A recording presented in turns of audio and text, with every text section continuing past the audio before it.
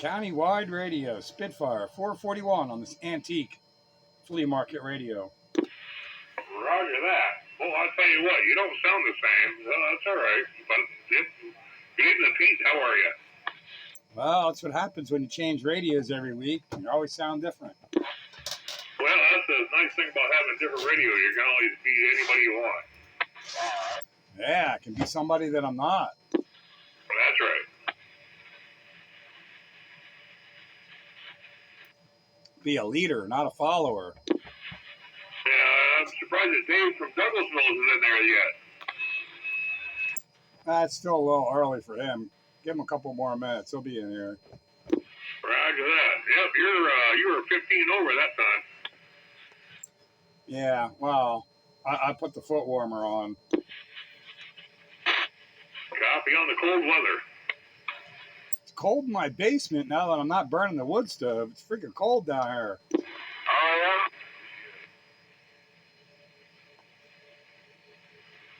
All right, I'll take a standby for a second. I'm going to tune up the box and see what happens.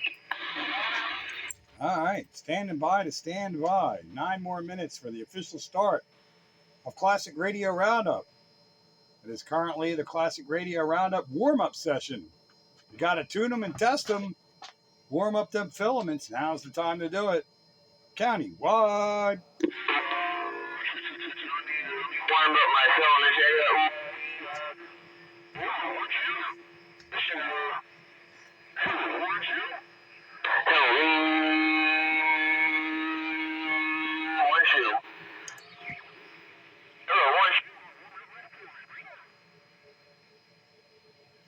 Hello, 64. I hear you out there making noise, jumping up and down, old 64. How's my son-in-law these days? County-wide radio.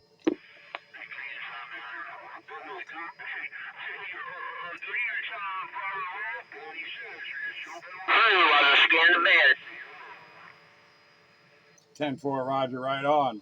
I don't know where you're at, but you're doing your thing. No problem at all. Always doing your thing, sounding good down in my hood. Old 64, that panty snatching. 441, your county-wide radio, right back at you. Yeah, 441. I'm going to stand by, man. Should we have...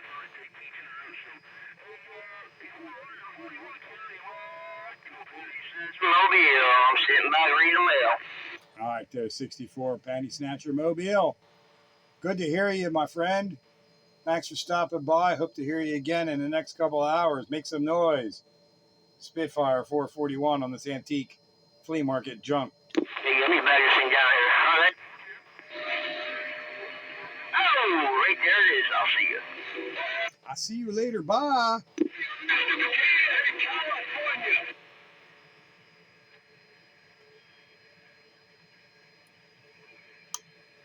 Somebody ain't got no audio.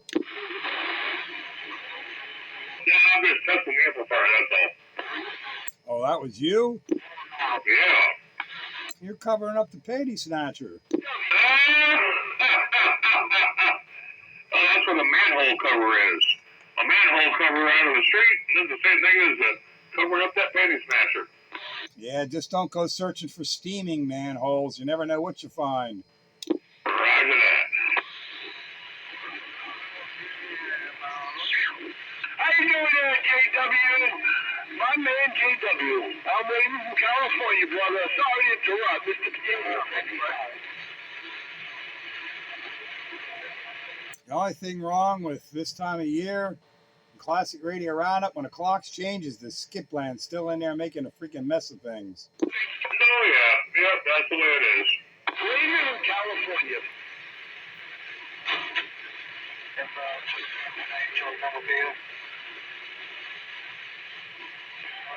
So I put my motorcycle on the internet today. Now, why would you do a silly thing like that for? Because I found the bike I'm looking for. I'm looking for a Kawasaki Concourse 1400, and there's a guy out in California that's selling a 2012 Concourse 1400 for a good price, and so I want to buy it and have it shipped across the U.S. Oh, well, if you're replacing it with another bike, I get it. Well, why don't you just buy it, fly out there, and ride it back? Yeah, right. I've never done that, you know. And the thing about it is it's a lot cheaper in the long run in case that son of a gun decides to break down halfway through the middle of nowhere. Well, if it's brand new, it shouldn't break down. I took my 15-year-old bike to California and back last summer. Yeah, it's all part of the adventure. Yeah, this is a 2012, so, you know, we were talking, 14-year-old bike? Well, last I looked, a 2010 is older than a 2012. I rode it out to California and back last summer. I don't have a worry. You know, you maintain your shit, it's going to be fine. And it ain't that old, as long as it ain't got that many miles on it. And it's Japanese. Well, I was running a Harley, for Christ's sakes. Yeah, just don't let it fall on your ankle. There's Dave. How you doing, Dave? Yeah, just be careful in Wyoming. Yeah, that's right. There's Dave. How you doing, Dave? Oh, I was just ducking, man. How are you? All right, doing okay. Hey, remember last week I was talking about a check engine light? That little check engine light only cost me a little over $900. Oh, you had to have somebody else dig that plug out of the hole? Oh, yeah. I tried that for 3 hours. I tried for 3 hours to dig that thing out of the hole, and I couldn't get it. So, yeah, it got shipped out to a garage, and they did it in 1 day, so I was happy with that. Well, at least you know what the problem was. Yeah, the problem is your wallet is lighter. Yeah, that is a problem. Hello, Sandbagger. Welcome to the Classic Radio Roundup. I'm glad you decided to make it this time. Well, last Wednesday was circumstances beyond my control. I thought you knew what was going on, but in case you didn't, I can remind you. Well, I know the Wednesday before, or before that, was circumstances beyond your control, and I just assumed that it was more of the same. Well, 2 weeks ago, Wednesday was a different set of circumstances beyond my control. This past Wednesday, I was down in the city and the wife was under the knife. Oh, that's right. Oh, that was. I figures it was scheduled on Classic Radio. See that? I did that. That's what I said. He was down in the city. Yep. Someplace I don't really want to be, and I was down there a whole lot longer than I wanted to be, but it was circumstances beyond my control. She had a real rough time shaking off that anesthesia. Yeah, that's never fun. So by the time I got home, it was like 9 o'clock. I'm way too tired to play radio. Oklahoma, we're trying out of the Northeast, Pennsylvania. Yeah. Well, yeah, life does have a way. See, we got lightning crashes outside there, and imagine that's going to destroy 160 meters. And there's rain falling. Look at that. I just hope we don't get major league gusts of wind like we got that last storm. You are blowing smoke.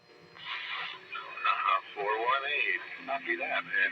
All right, well, that's a good thing. I hope my audio's clear. Yeah, I just got this straightened out here a little. No.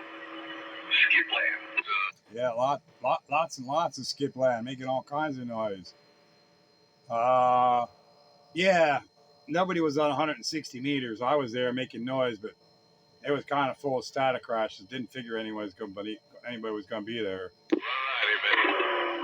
Yeah, that's kind of what I figured too, because anytime there's a thunderstorm within 1,000 miles of here, you're going to hear it on 160.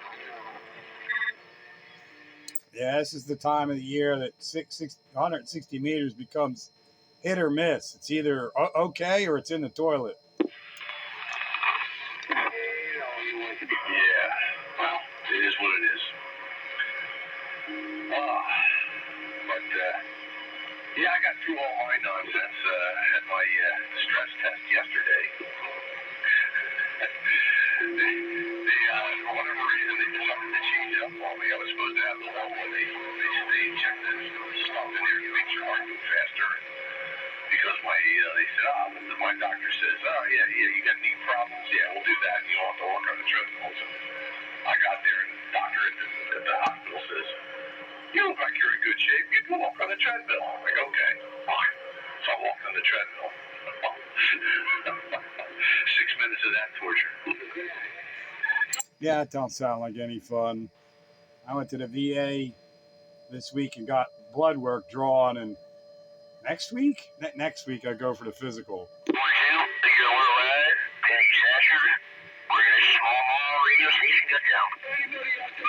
There's your son-in-law. Oh yeah, yeah. My son-in-law's out there jumping up and down. I hear him. The other one's more clear. The next question is, what's you running? Yeah, again. Who, me? You don't like it? Didn't say I didn't like it. I just asked what it was. I gotta check first. See what the verdict is. TRC Navajo 441. Okay, that sounds good. No problem, no pain, no strain. I'm kind of running a related radio. This is a Navajo Pro, TRC 40. Yeah, this is my TRC 441 that I got from the Bite Buster to replace the one that disappeared from the old 05. Yeah, well, I would like to know where that radio is right now. I mean, I know it got received in that Florida location, but ever since he had his accident, God only knows where any of his assets ended up. It sounds real good, man. Real good. Nice and clean. Yeah, I'd really like to know where that one went, because that one was in a lot better shape than this one. Not that this one's all that bad, but mine was pristine on the inside and the outside.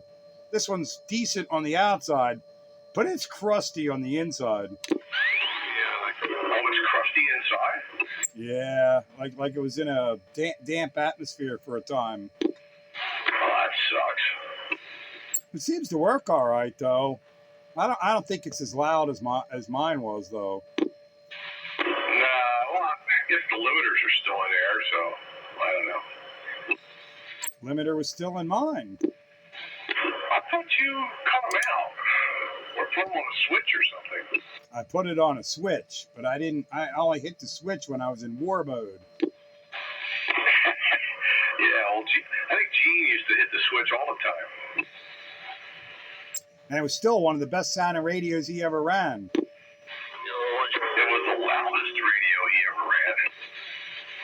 Out of all the things he ever did, my 3-knob TRC 441 was the best one he had. I think overall, best tone quality, the best thing he ran was that Lafayette Comstat 25A with a Turner Plus 2 on it. He sounded really good on that. That D-Wald he had, that 1959 D-Wald, sounded pretty good. What's up? How was it? Yeah, for as old as it was. I think that was the oldest radio to ever appear on Classic Radio Roundup. Class D, type accepted, whatever. Born in Vietnam. Yeah. Yeah, because I think that was, what, a 1959 radio? Yes, it was. It was a 1959 radio. Tunable receiver, and I don't know. I don't remember how many channel crystal transmit, but it was like maybe 6 or something. Yeah, but it had the important one. Hey, son-in-law, you like this radio, do you? Where'd that old 64 go? I heard him making comments in between, and I thought that's what he said.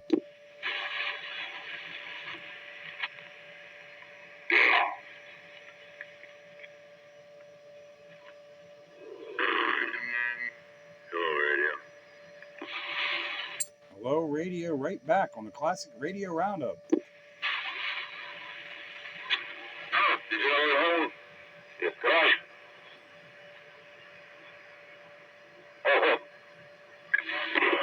Sounds like a down-getter. Oh, man. Ooh, more lightning crashes.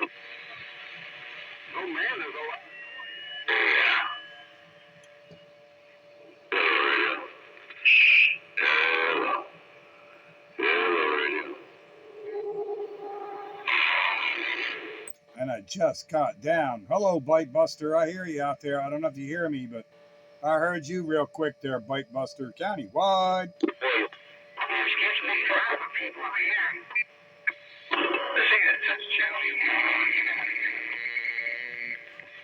Oh, man, what a mess. Yeah, this ain't no damn test channel. Get out of the damn toilet bowl and play that game. Yeah, go to channel 6, 9, or 11 to play that nonsense.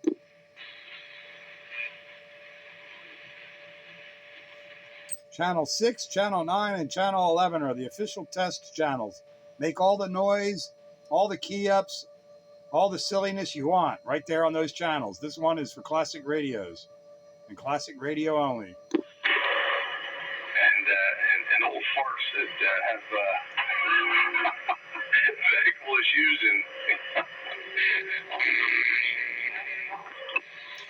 yeah, either we have medical issues, our spouses have medical issues, our dogs have medical issues, or all of the above. I'll tell you something though, I am really happy with the dog fence. I can just open the door and let them out now, and they go out and run around the yard like it's nobody's business. Makes life a lot easier. Yeah, well, don't talk to my wife about you're letting your dogs out on a virtual fence. She'll have words to say. No, and why is that? She feels there's something wrong with them. I'm not sure. Well, I know there are some people who kind of bristle at the thought that if the dog gets too close, it'll zap them, and but the thing of the matter is they only make that mistake a few times until they learn their boundaries, and then they don't get close anymore. Yeah, I think it's the fact that they still can escape if they're determined. So I don't know. I guess, it's up to the individual and, good judgment. That's not to say a lot of people have good judgment, but I'm pretty sure you do. And if it's working, it's working. It's great. She's not a fan. That's all I can say. So just leave it at that. But then on the other hand, she shouldn't have room to talk because she had me put up, when we first moved here, she had me put up a livestock high voltage fence to keep our huskies in. And then the poor Sheltie, when he was young, he's just curious and he got nailed with it. He screamed bloody murder. The next day, that thing got shut off and hadn't been turned on since.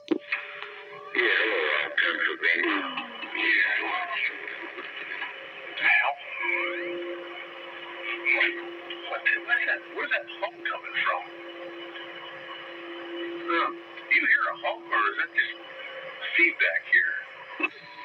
I don't hear a hum. I hear heterodynes under you, but I don't hear any hum. Yeah, I must be a ground loop or something here. Yeah, because I'm getting an intermittent hum coming in with the receive on my monitor. Yeah, it's not going out over the air.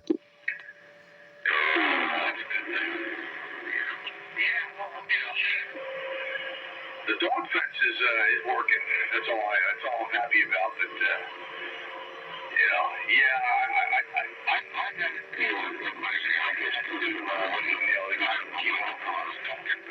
what if the dog puts up goes into warp factor 9 and runs so fast across the fence line that by the time it zaps them, they're through the thing and on the other side, he goes, well, yeah, that could happen, but it's not something that happens often. I'm like, well. And that's her reservations about it right there, because they still can, if they're in hot pursuit of a rabbit or a squirrel or something, they're going through it, and then once they're through it, they're not coming back. So that's her reservations, but probably 99% of the time it's just fine. Yeah, well, see, that was my problem, I was so afraid that they would be booking after something like a squirrel or a rabbit, and by the time the fence zapped them, they've flown, and of course you can't come back because it's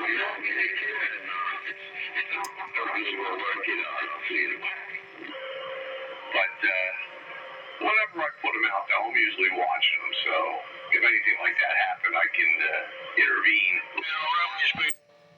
Yeah, we've just become so comfortable with, tall physical fences and made them impenetrable to dig under that, that's the only thing we feel comfortable with.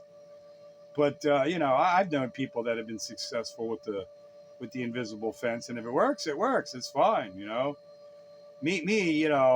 I'm not so hard and fast. If it works, it works. She has her reservations, and that's all there is to say about it. I just appreciate the family discount there, brother. The only thing about this clock change is, damn it, we got too much skip land in here at 8 o'clock. Yeah, it's true. That nonsense needs to go away. Yeah, by the time it was dark, it was like pretty much gone, if not just a little bit of remnants. Now we got to deal with it for an hour.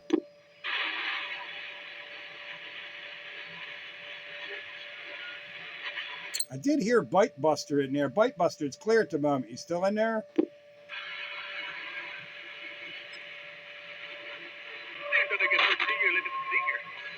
No, I guess not. Where's Wayne? Who knows? Pretty sure Wayne knows where he is.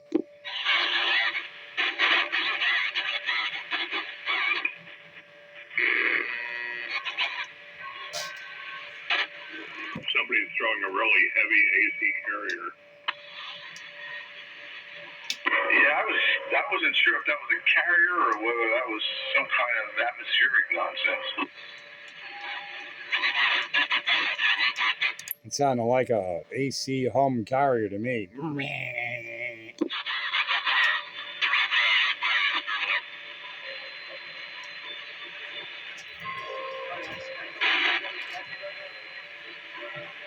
Oh, I forgot to advance the clock on my carrier. Now my carrier clock is correct. Yeah, every now and then you kind of forget one. I forgot the clock on my variable thermostat. I'm like, oh, yeah, that's why the heat isn't coming on. Yeah, okay. Well, one clock I didn't have to touch is my 24-hour UTC clock. Yeah, it never changes.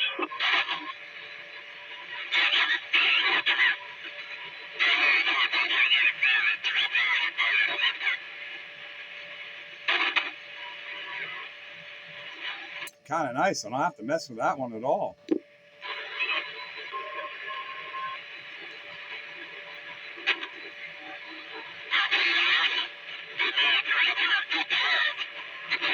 So the zipper car got another clean bill of health for another year at $240K. Yeah. Well, you keep it clean and keep the engine frequent oil changes and all that. It should keep on going. My mechanic says to me, he goes, "This car absolutely amazes me. It's still like I would say it had half the miles on it that it shows on the clock. Oh, within the next year, you're going to need an exhaust." I'm like, oh, okay. Still the original exhaust, though, at $240K. Yeah, I'm surprised by that because usually catalytic converters, they start going bad at 80K, and usually by 100K, they're shot. 240K. It's all original. Yeah, well, you did put a trip on the, that's right, one of those, like spark plug thingies on there or something?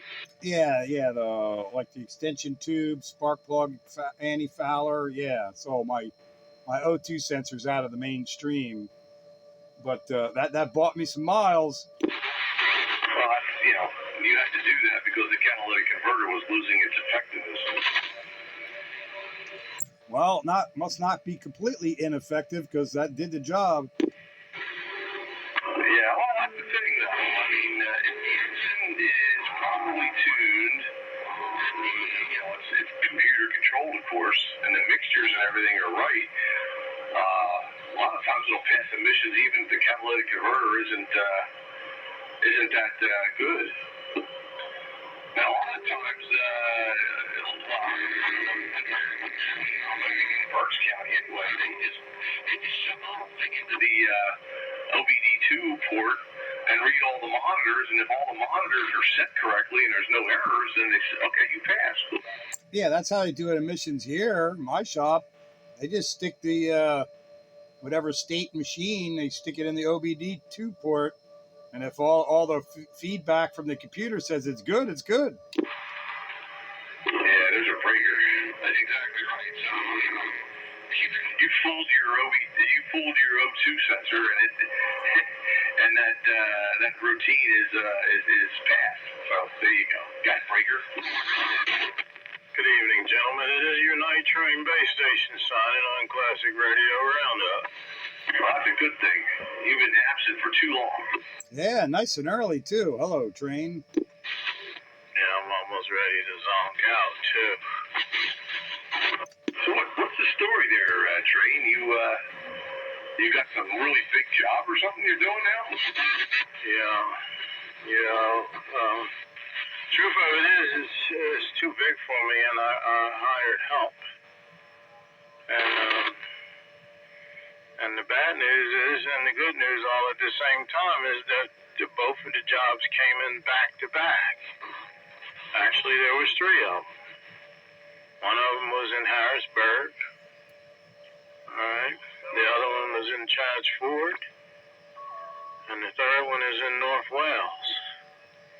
Well, one out of three I finished. The other one is partially finished, 3/4 of the way, I guess. The one out in Harrisburg. And then the one in North Wales, I'm just starting. And I'm spread myself thin. I'm telling you, man, it caught up with me. I'm like, man, this winter vacation is over.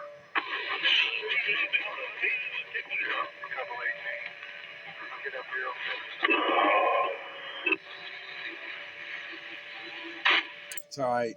You can go out and buy more radio equipment then. That is correct, Pete. Pete, you got the right answer. Is that your final answer? Oh yeah, I know what the deal is. What? What's the deal? Make money, spend money. Yeah, right. That's right. I certainly ain't waiting to save it up for me to die. I want to spend my money before I die because there's nobody to leave it to. My kid ain't getting it. I'm spending it. That's right. Yeah, well, my children, they're doing all right. They don't really need their daddy's proceeds in order to prosper. They're doing all right. Yeah, mine's doing fine with or without any of my money. So why don't I spend what I earn? Because nobody's going to really benefit from it. They don't need it. So I worked for it. I need to spend it. Of course, the wife says, now. I'm like, well, I'm not going to live to 100, so I need to spend some money. Yeah, man. So I'm not saving it for no rainy day because this is the rainy day. I'm supposed to be retired. That's what I say. The rainy day is now that I saved for. Supposed to be retired. Yes, exactly. Yeah, it's a little hard to retire when you're in business. The money is like certainly not crippled. Sure, I handle it. Radio's paying eBay prices. Yeah, you're gonna need the money. Yeah, baby. No, I didn't buy none. Well, I did buy one at eBay price, but yeah.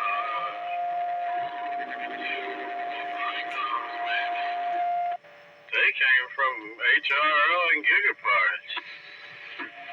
Oh, I'm talking about ham radios. Oh, well, I'm not buying no more CB radios. I think I done bought my last CB radio. I can't think of the specifications for subject change.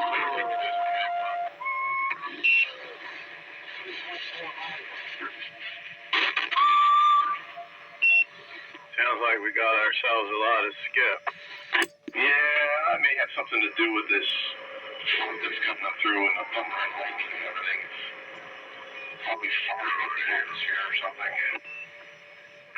Yeah, it needs to settle down a little bit. It's really making it tough on you guys on the occasion.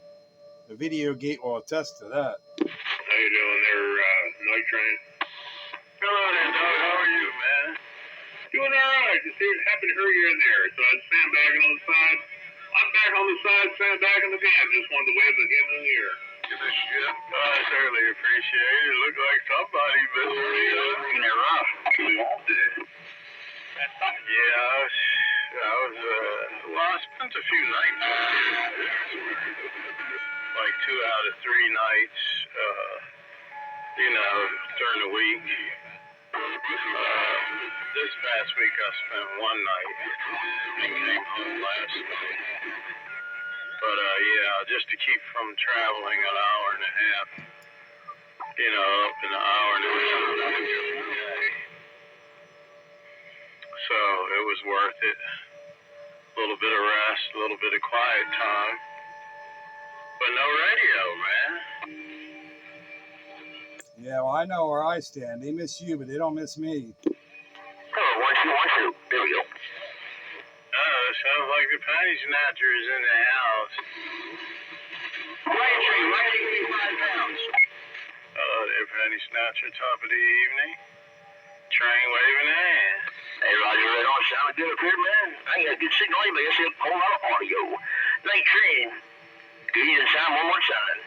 I'm going to sit back and read the mail. I'll just tune it in. Yeah, I have it pointed directly north. So I would guess that, wouldn't exactly give you a real big signal, but it is pointed north at least. I think northwest would have covered you a little better. But I just put it that way just in case Bite Buster came in here, that's all. Hey, Roger, that. You said you got to face the north there? No, I hear you, man. No problem. I mean, of course, I'm up here at elevation, so. All right, I'm going to stand by. Let y'all get back to what you was doing, and I'll be reading the mail. All right, dear man. Good to hear your voice. So, Train, we back on the side. The train likewise on this end, too. I'll see you. I thought I heard Bite Buster check in earlier, but he got buried in a skipland noise. But I think he did pop in and then gave up. Yeah, that would be frustrating. From here, I'm worried about Pine Roses. Some hill over here.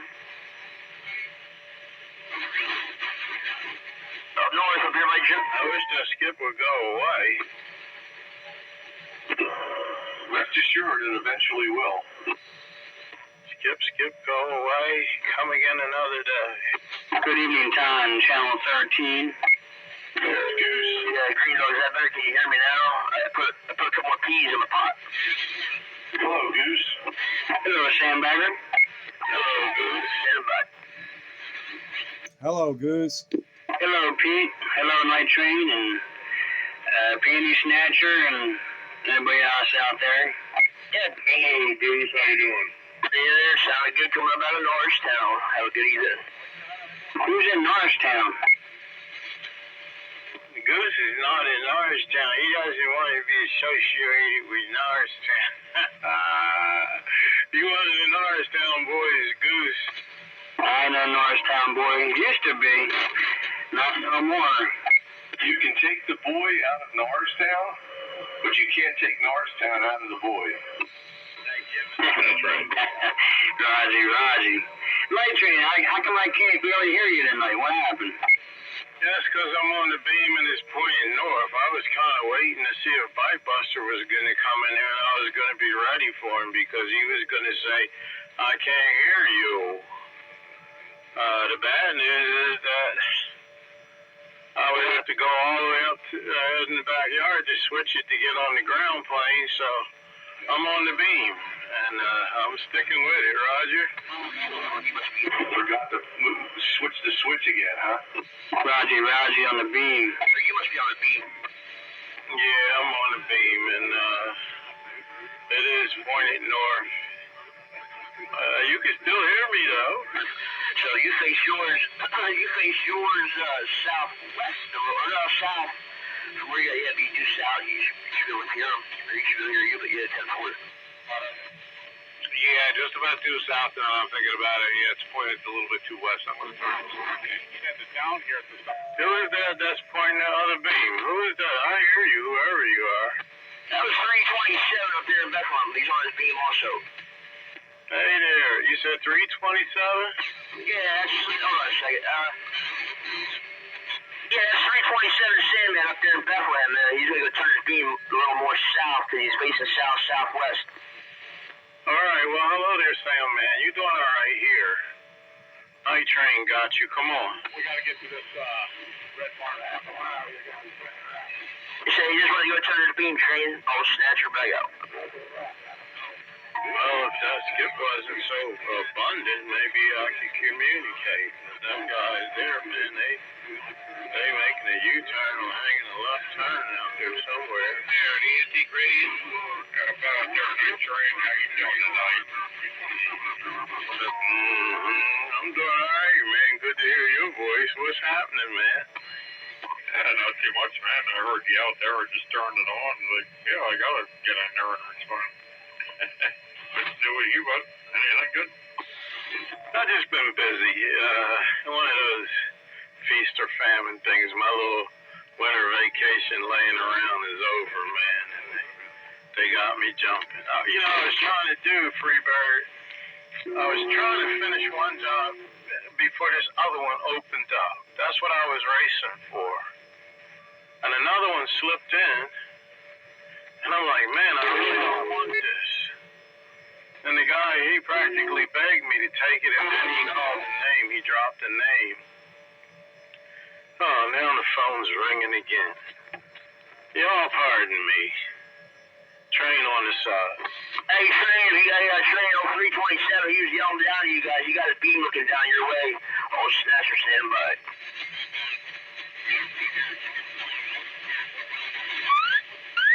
What's going on, Train, if you hear me anyway? Got a lot of skip in there. Still dealing with that. So, Train, 327, shotgun due to Bennett. CQ, big. Yankee Margo, 261, Dallas, Texas, standing by. Dallas, Texas be the strongest one here on the Classic Radio Roundup. Oh my God, I'm going to give myself a pat on the back and say thank you, gentlemen, so much. Hello, Dallas, Texas, 441 at Spitfire, coming out of Pennsylvania. Sound like my neighbor. A friendly wave up here from Bethlehem, all right? Bethlehem, you sound pristine down here in Dallas. He's booming. He's going to be like 20 pounds on Dallas. He's the strongest one in my radio receiver, coming out of Dallas. Using the RCI 2995DX. That's what I got, 2995DX. You guys hear me? Pristine down here. Yeah, well, all I got is this antique flea market realistic TRC 441. That's one of those. Let me tell you, that's doing the job.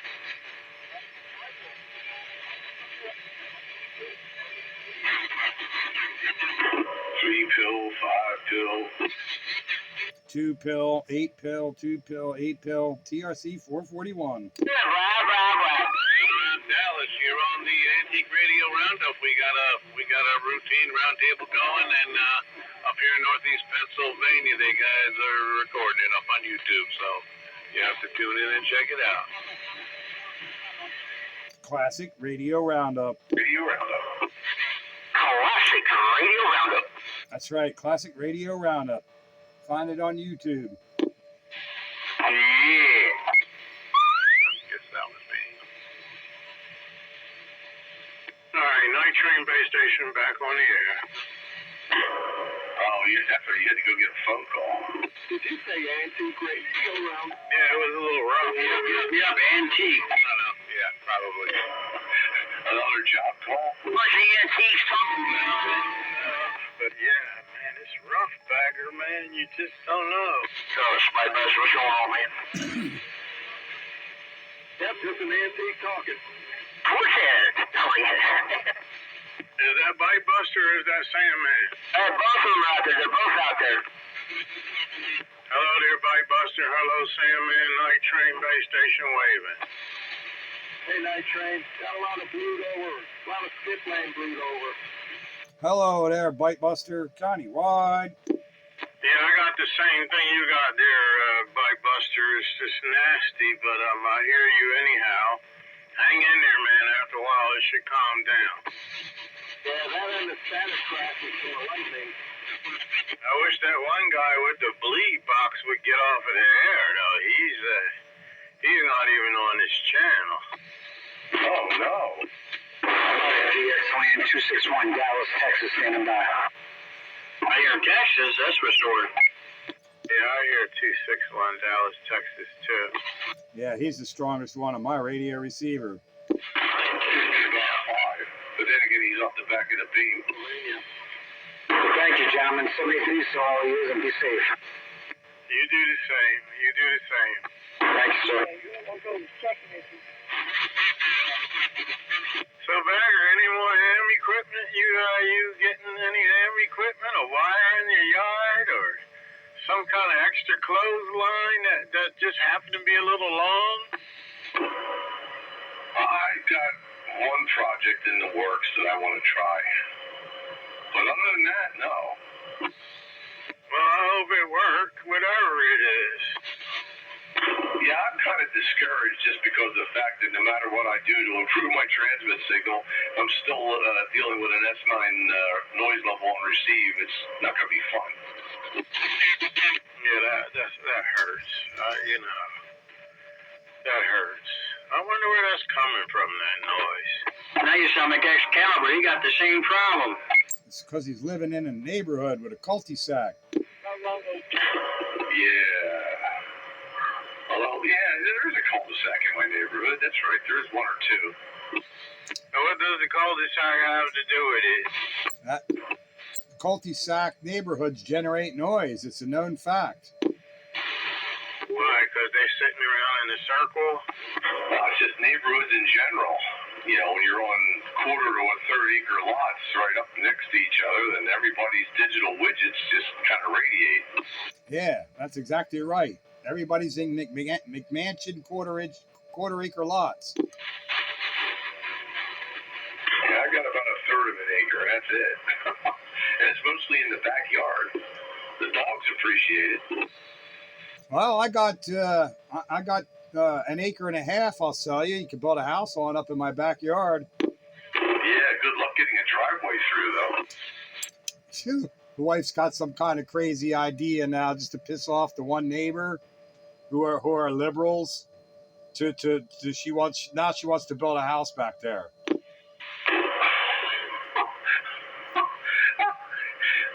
seems to be a pretty excessive amount of effort for just to piss somebody off.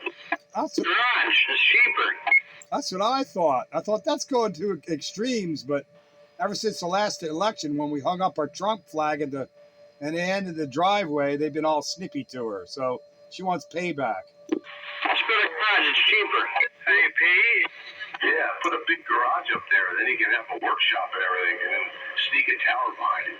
It's actually a separate property, though. So putting a garage up there, it got to be a house. But Pete, I'm thinking that if she wants to spend that kind of money to build a house, you should be able to get a whole new radio system out of that thing, complete.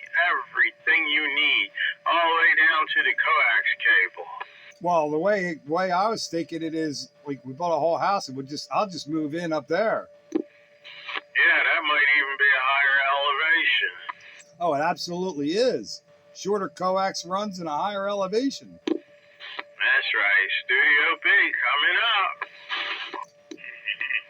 It'll probably cost me $50,000 though to clear the trees and the rocks to get a driveway up there. Yeah, and that's before you even break ground for the house. That's the way it's probably, I don't know, I'm just guessing $50,000. I really don't know, but I'm sure it's going to be a lot. It might be more than $50,000 with all of them rocks and stuff you got back there. If you want it, you go get it. Mm-hmm. Yeah, but like she her mind goes to crazy places when people annoy her. That is a real crazy place to go, but I'm thinking if she got that kind of money, I smell radio. Well, the house here is paid off. That property is paid off. So now she's thinking, well, we'll just take the money, mortgage this place again, and build a place there. And then you guys can move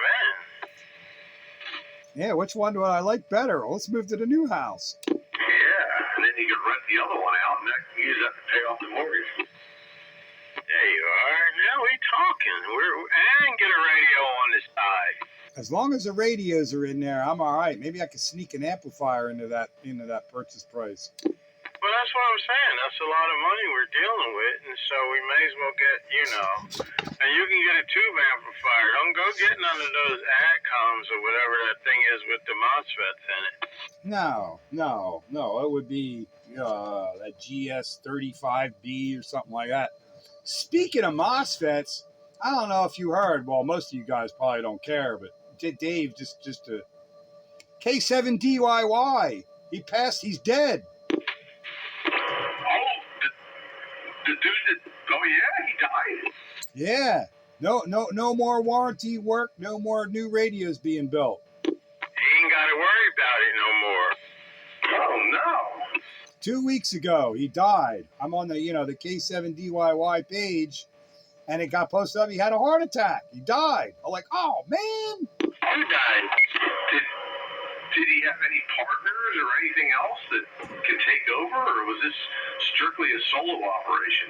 As far as I know, it was just him. Oh man, talk about leaving people high and dry.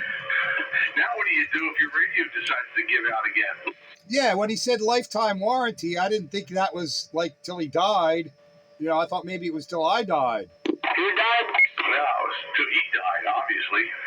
A lifetime warranty until he's dead. And now the warranty expired because he did too, and now you can't talk about it.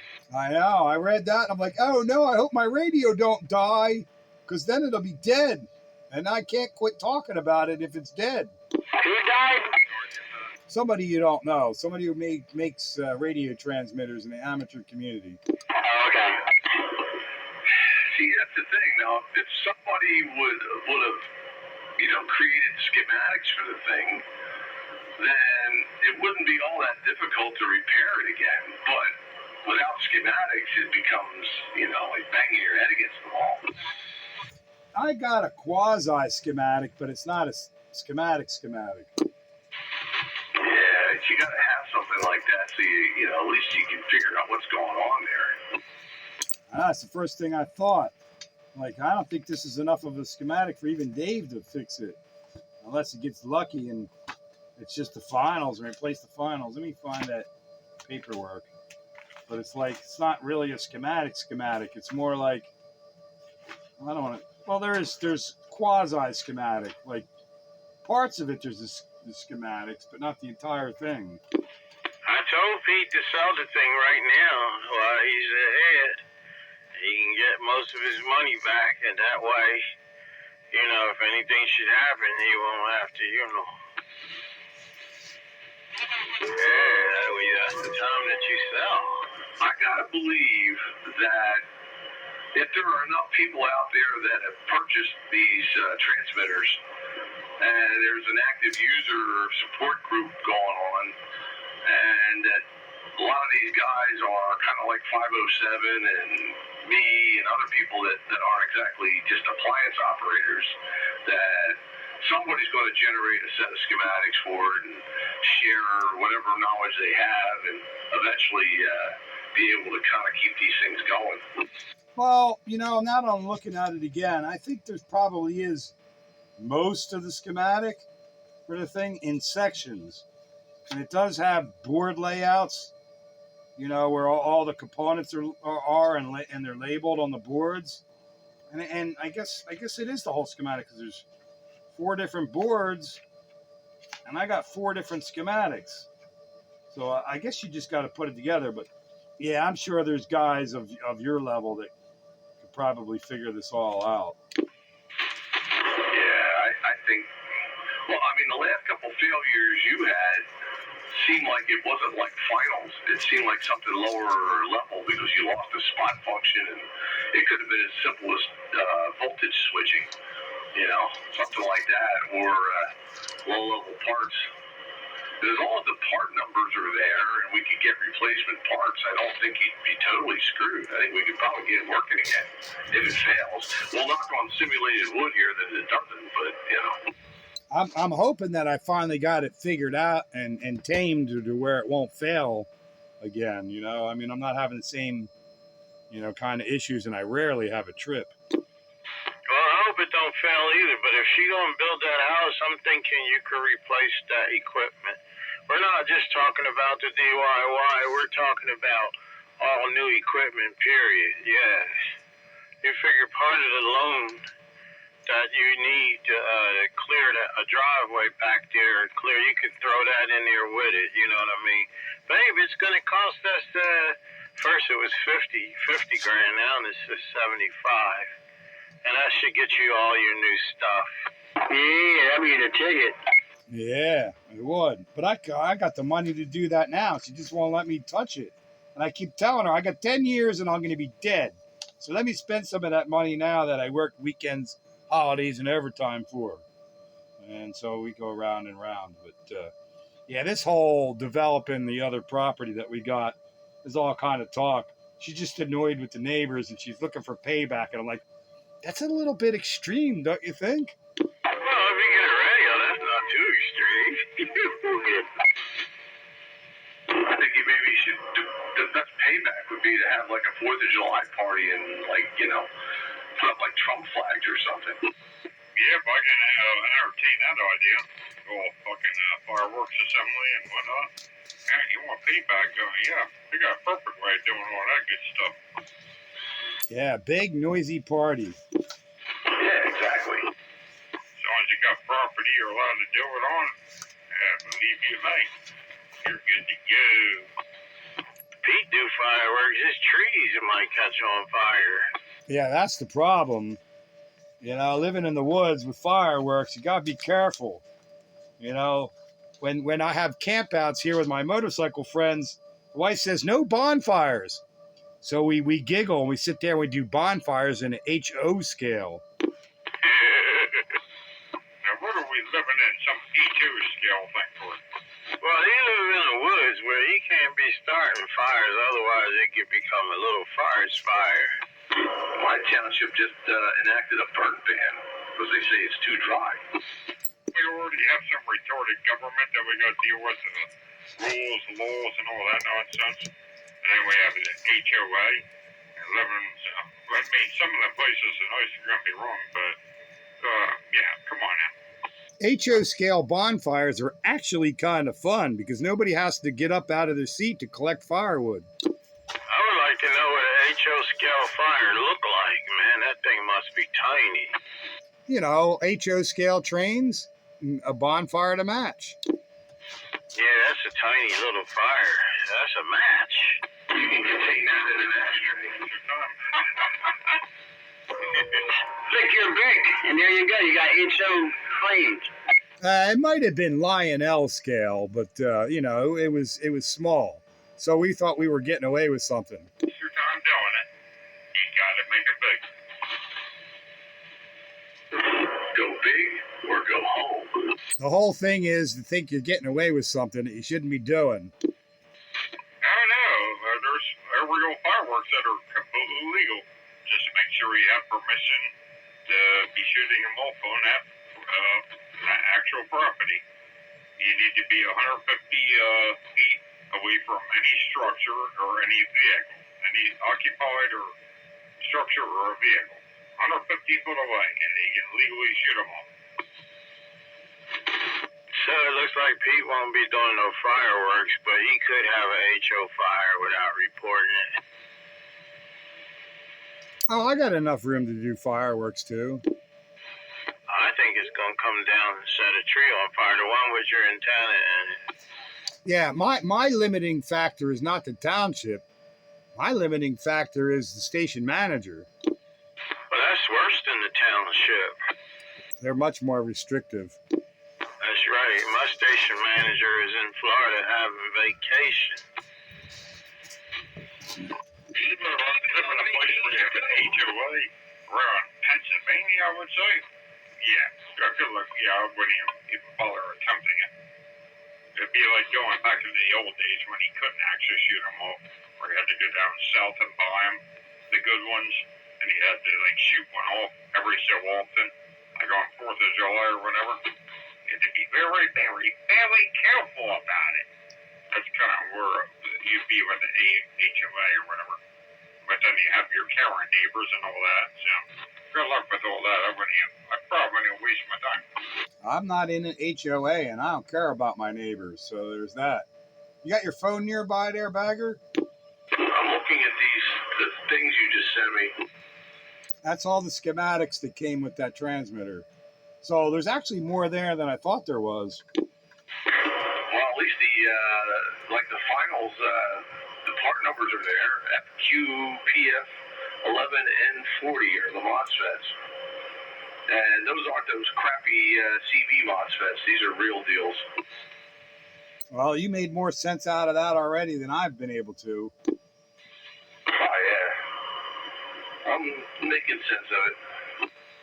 Pete, did you get on 160 this evening? Yeah, I was there, but nobody else was. No word from W2? I talked to him when was it? Last Thursday. I talked to him on 10 meters EAM in the morning. Did you write that down on your calendar?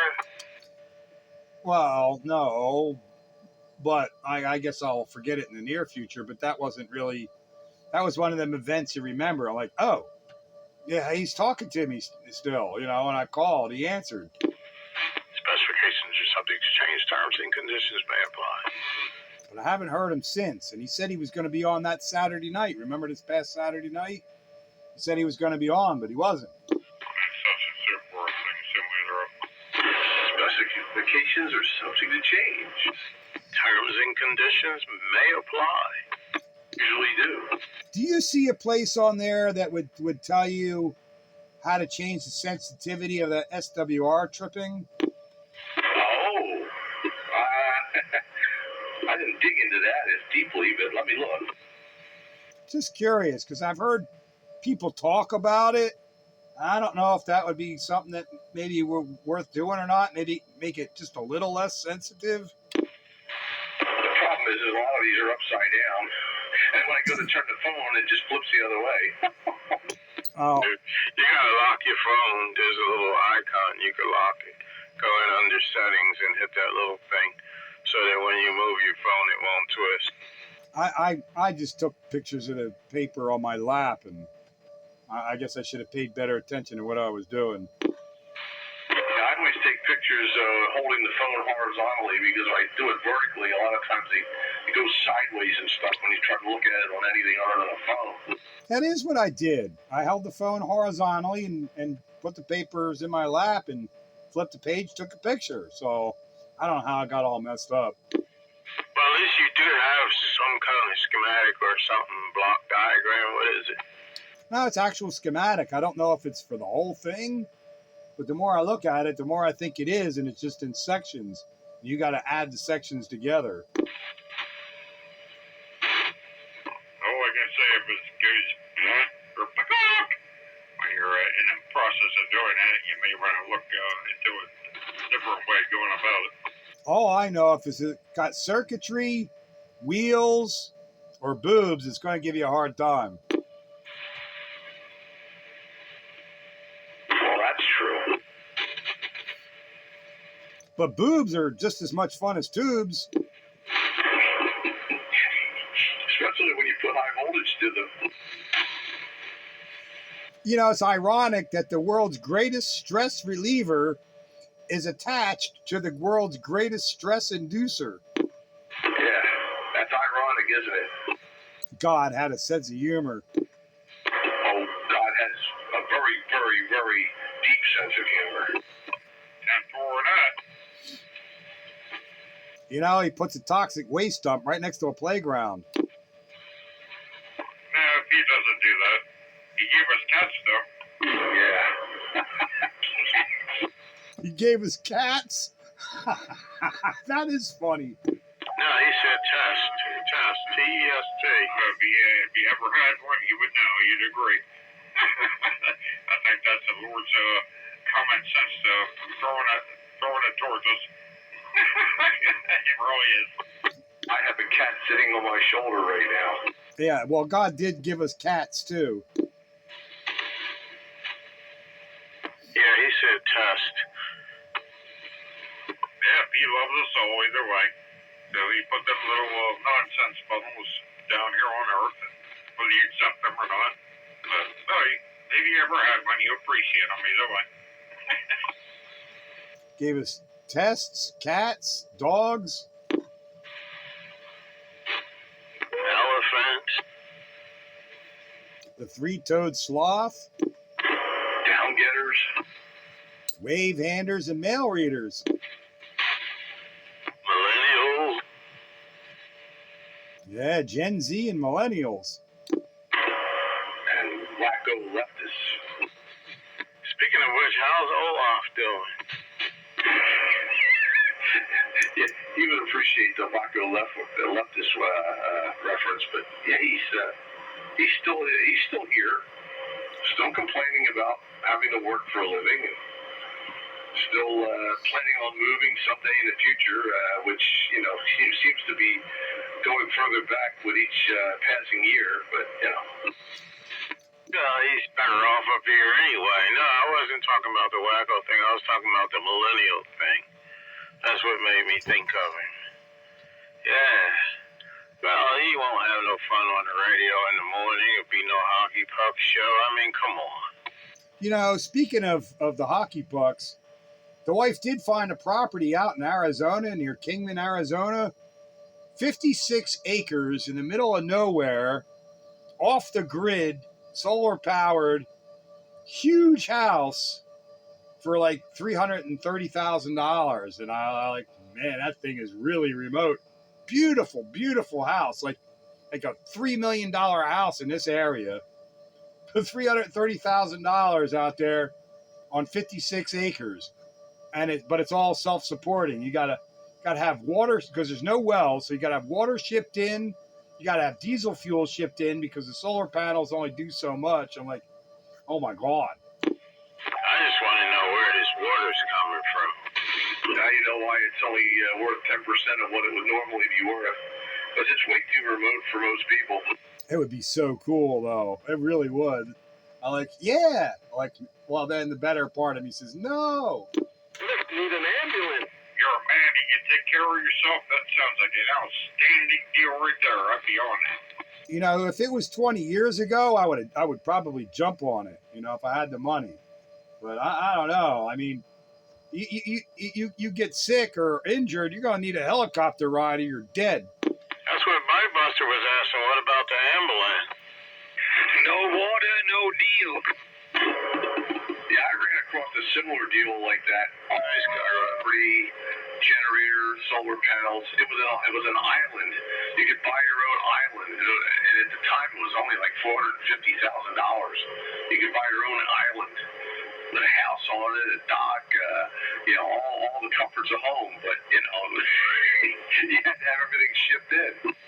Yeah, this place, you even had to buy water because it didn't have a well. I'm like, yeah, I don't know about that. And if they could dig a well deep or something like that, and pump it out of the ground, that would be all right. Maybe 150 feet, 200, 300 feet. If they could get water to come up in there, it might be worth it. I think if it was feasible to do so, they would have done so already. No water, no deal. That's right. Hello there, Stefan. Listen to you guys. I'm on my way home from the hospital. But I think earlier when I was still down in Norristown, you couldn't hear me. Hello. What's up, Skyrider? How you doing, bud? Hope you're doing good. Hello, Skyrider, and hello again, Bite Buster. Hello, guys. I'm still staying on the side till I'm home and flip the other radio on. So, continuous. By I say no water, no deal, I can tell you that. I lived out in the West and it was beautiful properties, beautiful, but no water. Nobody would touch them. Yeah, no water. It's kind of tough if you ain't got no water. And Skyrider, you must be pretty close because you're stronger in your mobile right now than you are on your base. Roger that. Yeah, I'm right now down at Home Depot, right on 422 there.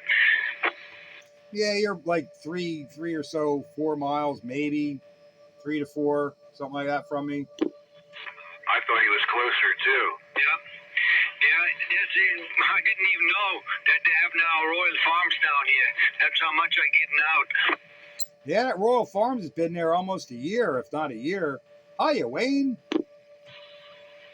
Hiya, Hey, hi, Stefan. Hi, everybody else. Hello, Wayne. How you doing? Hello, Wayne. Hey, Wayne, how you doing?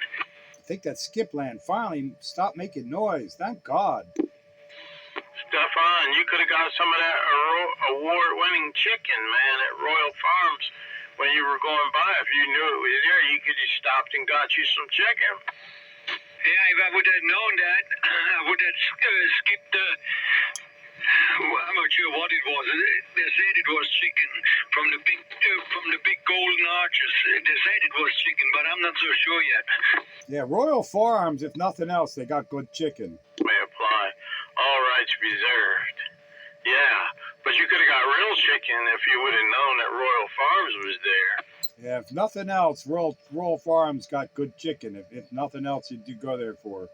And you could just eat the chicken, forget about everything else, you know? Yeah, Roger that. I had it from them before. This one, up 422. No, not 422. Where in the heck did I pick it up? Was it over in Royersford or so? I'm not sure anymore.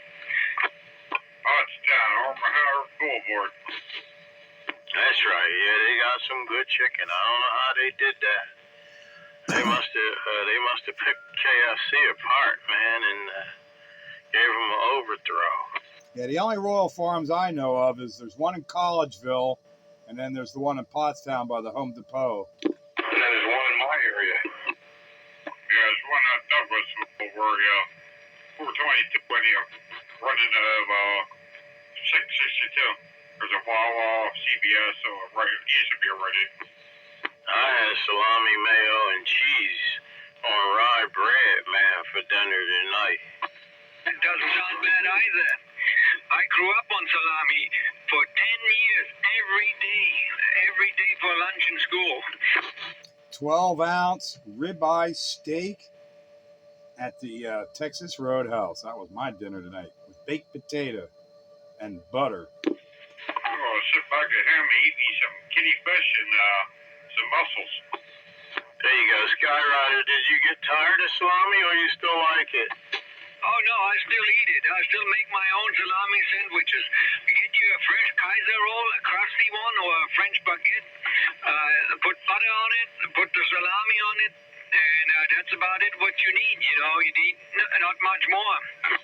Now, what do you have to drink with that?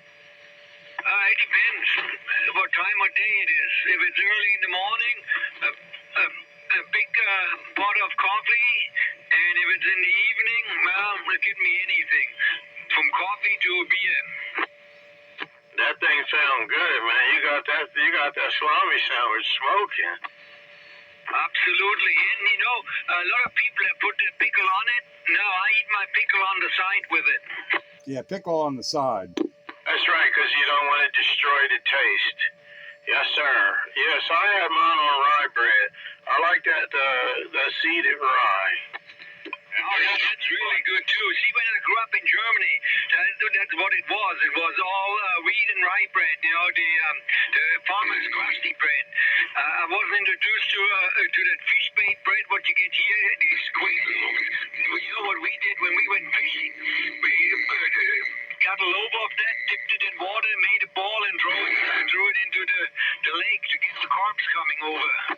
Yeah, I'm a rye bread guy. I love rye bread. Rye bread for every occasion. You can be stubble there.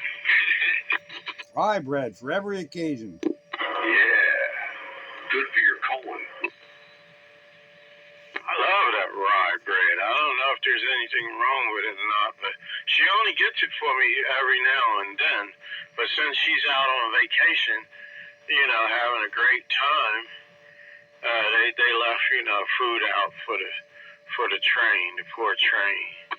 Hey, Stefan, you brought up French baguettes.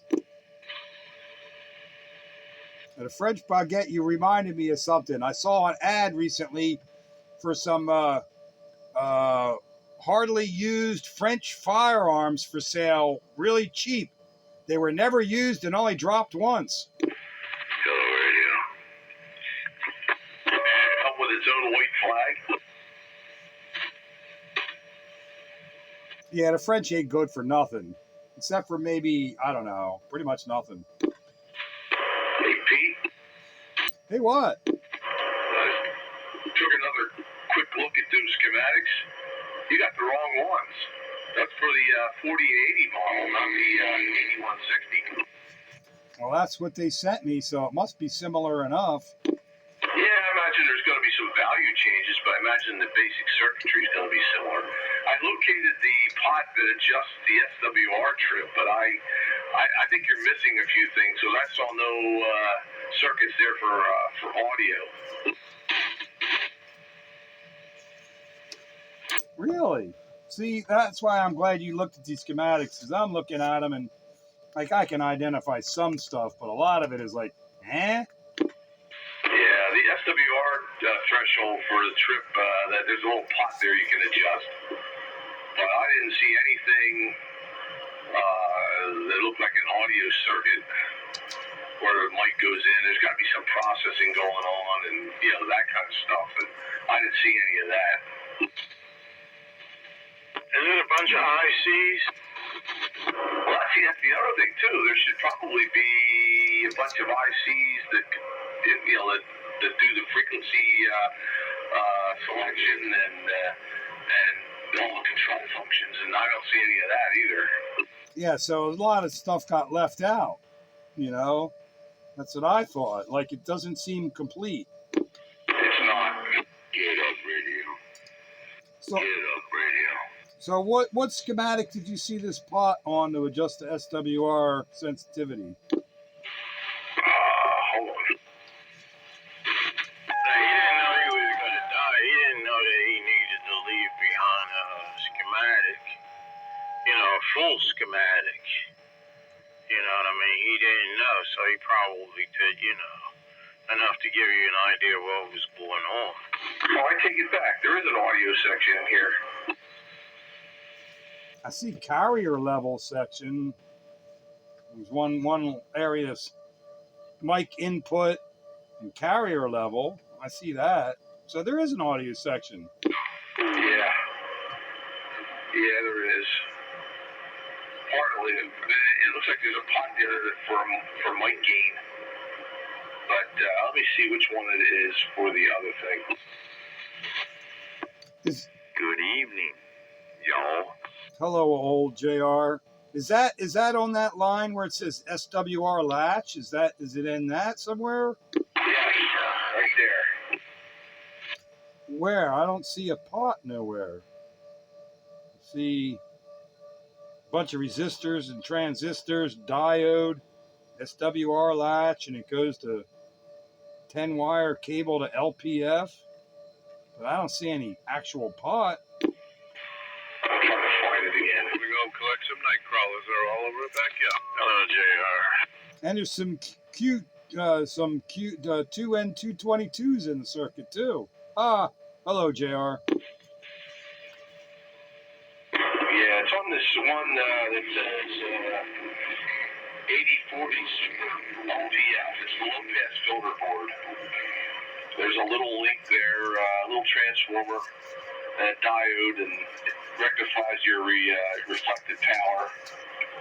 And there's a little pot underneath it, little 10K pot that says right next to it that says SWR latch.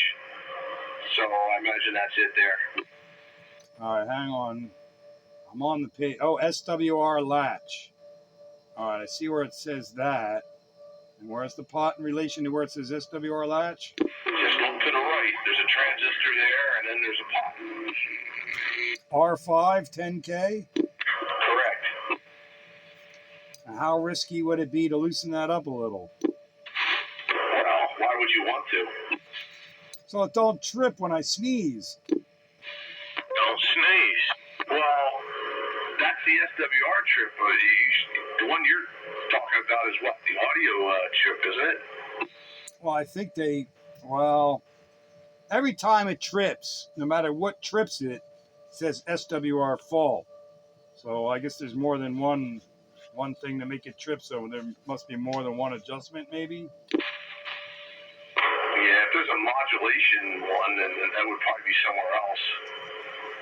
But, yeah, you can loosen that up a little bit, I guess. But, I mean, I got to imagine that it's tight like that for a reason. That you know, if you don't treat those MOSFETs with kid gloves, they'll pop out on you. Yeah, I'm reluctant to mess with that because my SWR is actually always pretty good anyway. So I know it's not SWR that's tripping me out. I know it's not. So if you go to the 8040 Super Pan schematic where the mic input is that R3? What is that R3 that's a pot? That's probably the mic gain. It goes to that 8-volt line though.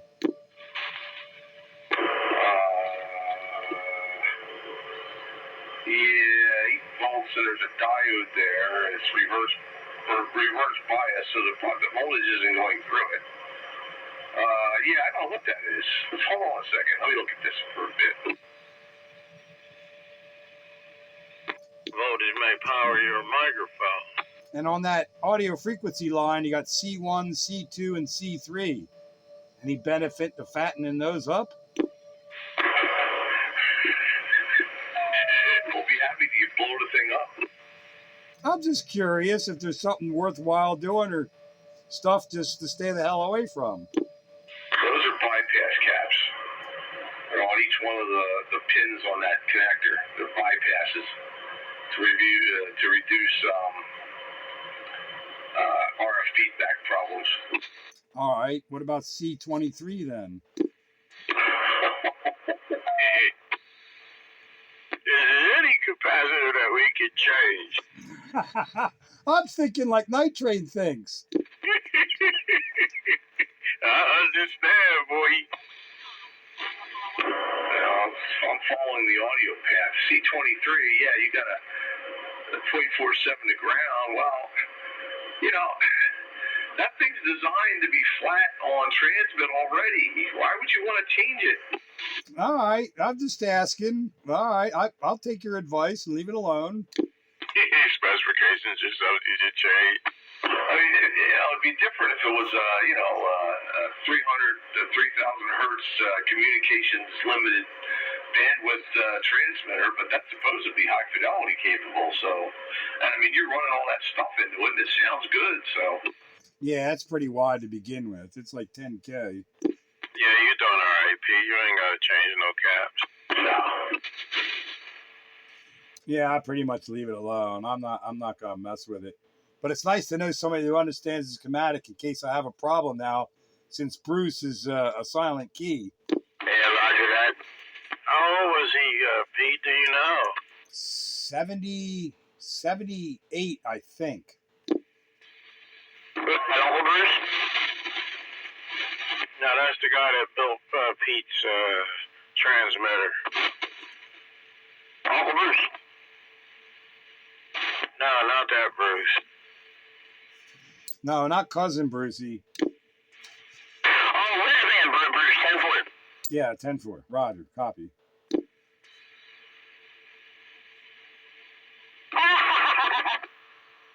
Panty snatcher, you starting stuff. I'll see you. If I do see one of them 4080 ones for sale cheap, I'll probably grab it. But I haven't seen one for that cheap yet. Yeah, I see the SWR latch line, and there's a diode feeding it from what looks to be the audio circuit. That could be your modulation trip, but I don't see any adjustment for it. Is that D6 you're looking at?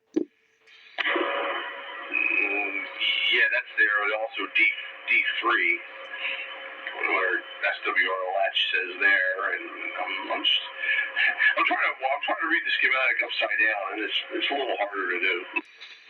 I don't see D3. I found D2.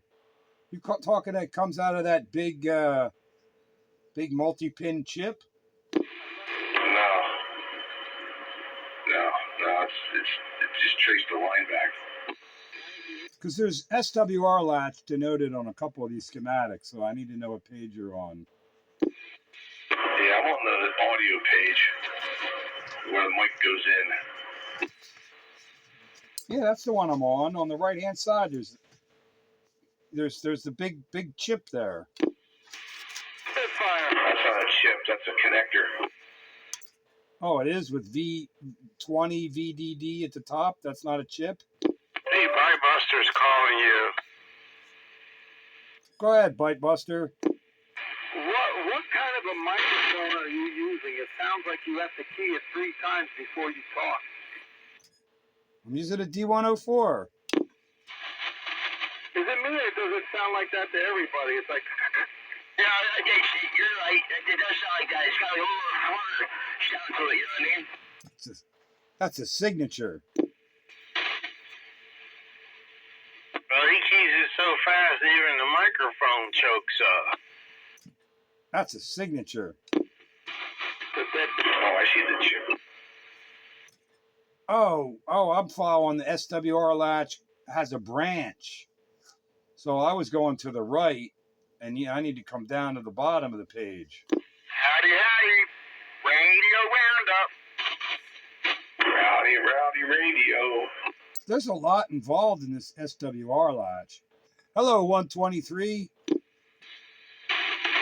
what's going on, Spitfire and everybody out there in the roundup? Just getting up with the mobile on the hill. Hello there, 123 train waving. The rain still going on down that way, or did it let up? Who was that? I missed that. Is it still raining down your way, or did it pass through? It's in and out. I mean, I'm getting some sprinkles still. Yeah, it moves through here. It's gone. Hello there, 123. Hello there, JR. Hey, by golly, been a while. Yeah, man. Give me a good signal. I'm in the Mobile tonight. Roger on the mobile. Sounded good up this way in the neighborhood there. You know, you're doing your thing. Yeah, I got about 50 feet on my base antenna with this rig. You down there in the shopping center or near Skyfly or whatever? I'm in the Bridgeport Park, 9th and Grove. Oh, up on a hill. Yeah, you're doing really well for the mobile tonight. Okay, yeah, cool. Yeah, it's weird, man. I was hearing you guys, but it was real noisy out there. I was getting that Norristown buzz, something fierce.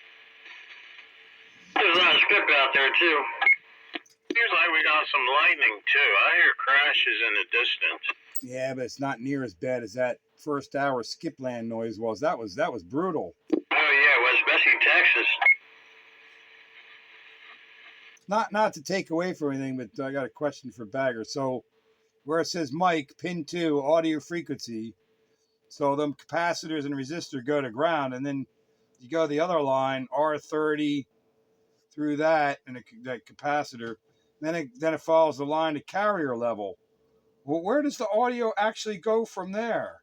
I'm trying to figure that out. I haven't done it yet. I haven't really figured it out yet. I'm wondering, I'm like, okay, it says carrier level down there, but if you follow the audio, it goes to a transistor, like to the spot switch. Well, that ain't it. That's carrier level. And it goes through a 1 microfarad capacitor, and I don't know. This thing is like kind of really hard to follow. Well, that spot switch, I'm assuming when it's down that it's off. And what that does is it grounds the base of that transistor next to it, which then opens it up so it's not grounding the audio lead. So imagine when you're trying to spot on it, grounds the audio so there's no audio on your spot. That's what I'm thinking there. Yeah, well, that makes sense. Spot the transmitter so you can match your receiver on, the frequency. Yeah, it looks like the audio goes up through C4 and then gets amplified by Q2 maybe. And from there, there's a jack there that says PWM. That's your audio. I guess it's sending it to some other board. Oh, so it follows up to PWM and then goes to somewhere else. All right. At least I can follow that. And what's TP1? Test point? I'm not sure. Looks looks like you could put a jumper in there and jump out R9, but I'm not sure what that would get you, or what you would, that might be like a jumper to align it or something, but not sure. Yeah, just wondering, was it for an ammeter, O-scope test point or something? Usually TP means to me test point when you got something that looks like that across a resistor. It's like usually like for an O-scope or an ammeter. Yeah, you might be able to put a voltage meter across it and measure the current on that resistor. Right? That may be part of that too. But that transistor there should be an audio amp, so I'm not sure what the point of that is, unless like you say, maybe you can tap a scope there or something. I don't know. Well, I'm glad you're looking at this, because I'm going to need somebody familiar with this radio in case I got problems.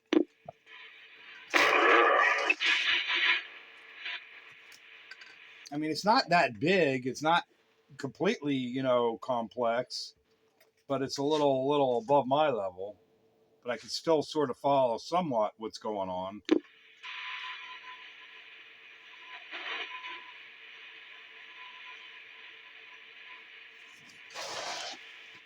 So I need to find on another schematic where this PWM1 goes, right? Yeah, that's what I'm looking for. I want to see peak power limit. Oh, look at that. There's a pot there. Where'd you find that? That's what I'm interested. Coax from pan, and it goes to an IC. Not sure what that IC number is. And there's a pot there, and it says peak power limit. I guess you can adjust the peak power limit. That would I be more interested in than the other one. Boosting your power at all. I wouldn't touch nothing if it's working. Exactly. Yeah, I don't know. I kind of like the idea, a little more peak power without cutting me out. Nah, don't touch it, Pete. That thing gonna go boop. Yeah. And it'll do it like that. It's not like a pill. A pill at least will give you a smell. Oh, I found it. Peak power limit. R20, 1K. He gonna change that thing. He wanna get more out of it, Bagger. I say the same thing as I say to all these guys that go like, well, I got 50 watts. I can juice it up to 60 watts. It's like, yeah, how much is that going to mean in the real world? No, I'm more like the fact of where, I'm running 110% peak modulation. Now I could do 125 peak modulation at 200 watts carrier and not trip out.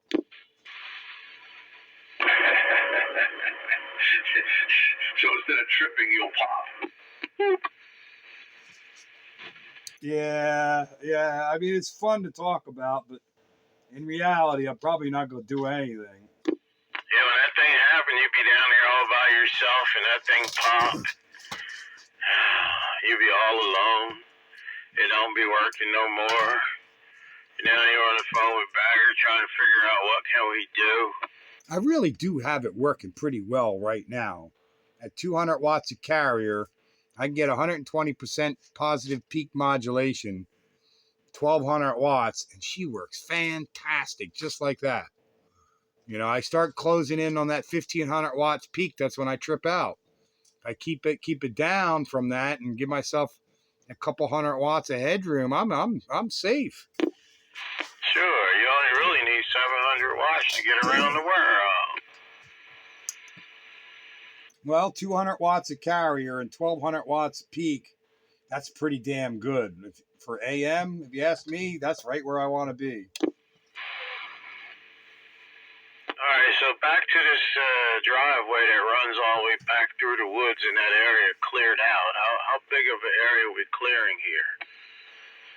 Well, the entire property is an acre and a half about. But to get the driveway area, to get a driveway up to that property, it's a flag lot. You're talking the entire length of my current property alongside it.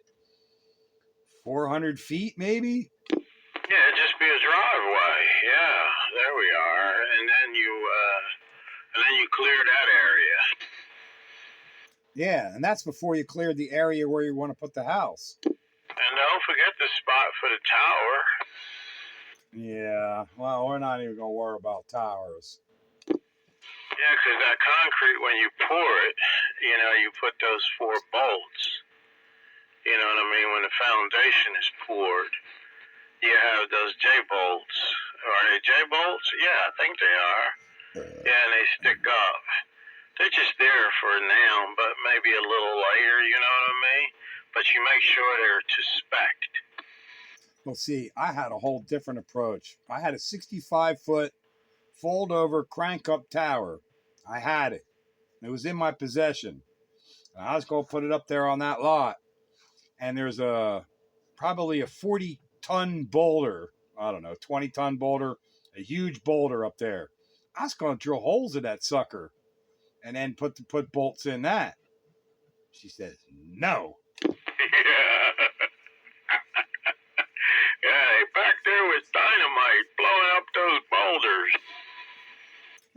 Drilling in granite, it could be done. Yeah, you buy Buster. I hope that the tower doesn't, when the wind blows, it doesn't make the rock tip over. Rock ain't tipping over. That rock that I'm talking about, it ain't going anywhere. It's the size of a freaking box truck. Ooh. That's the one we could build a house on. I'm telling you. See if Bite Buster's trying to get through, man. You in there, Bite Buster? Well, I'm here. I'm just listening. No, I want to put up an antenna. My wife doesn't want to be able to see it from anywhere. I said, I don't know how I'm going to do that. Well, my wife's okay with antennas. She just didn't want a tower. And then like big wire antennas that she can't see, she don't care. If she can't see it, she don't care at all. And now that I got my IMAX up in the tree, she's even happier. Because the only antenna she can currently see is my tri-band beam on my shed. So she's happy. Towers are out. Things on the house, they're out. Too close to the house, they're in violation. Yeah, she doesn't want to see a tower. That's why I took advantage of my 125-foot tall trees. That's better than a tower, really. Yeah, they're not going anywhere.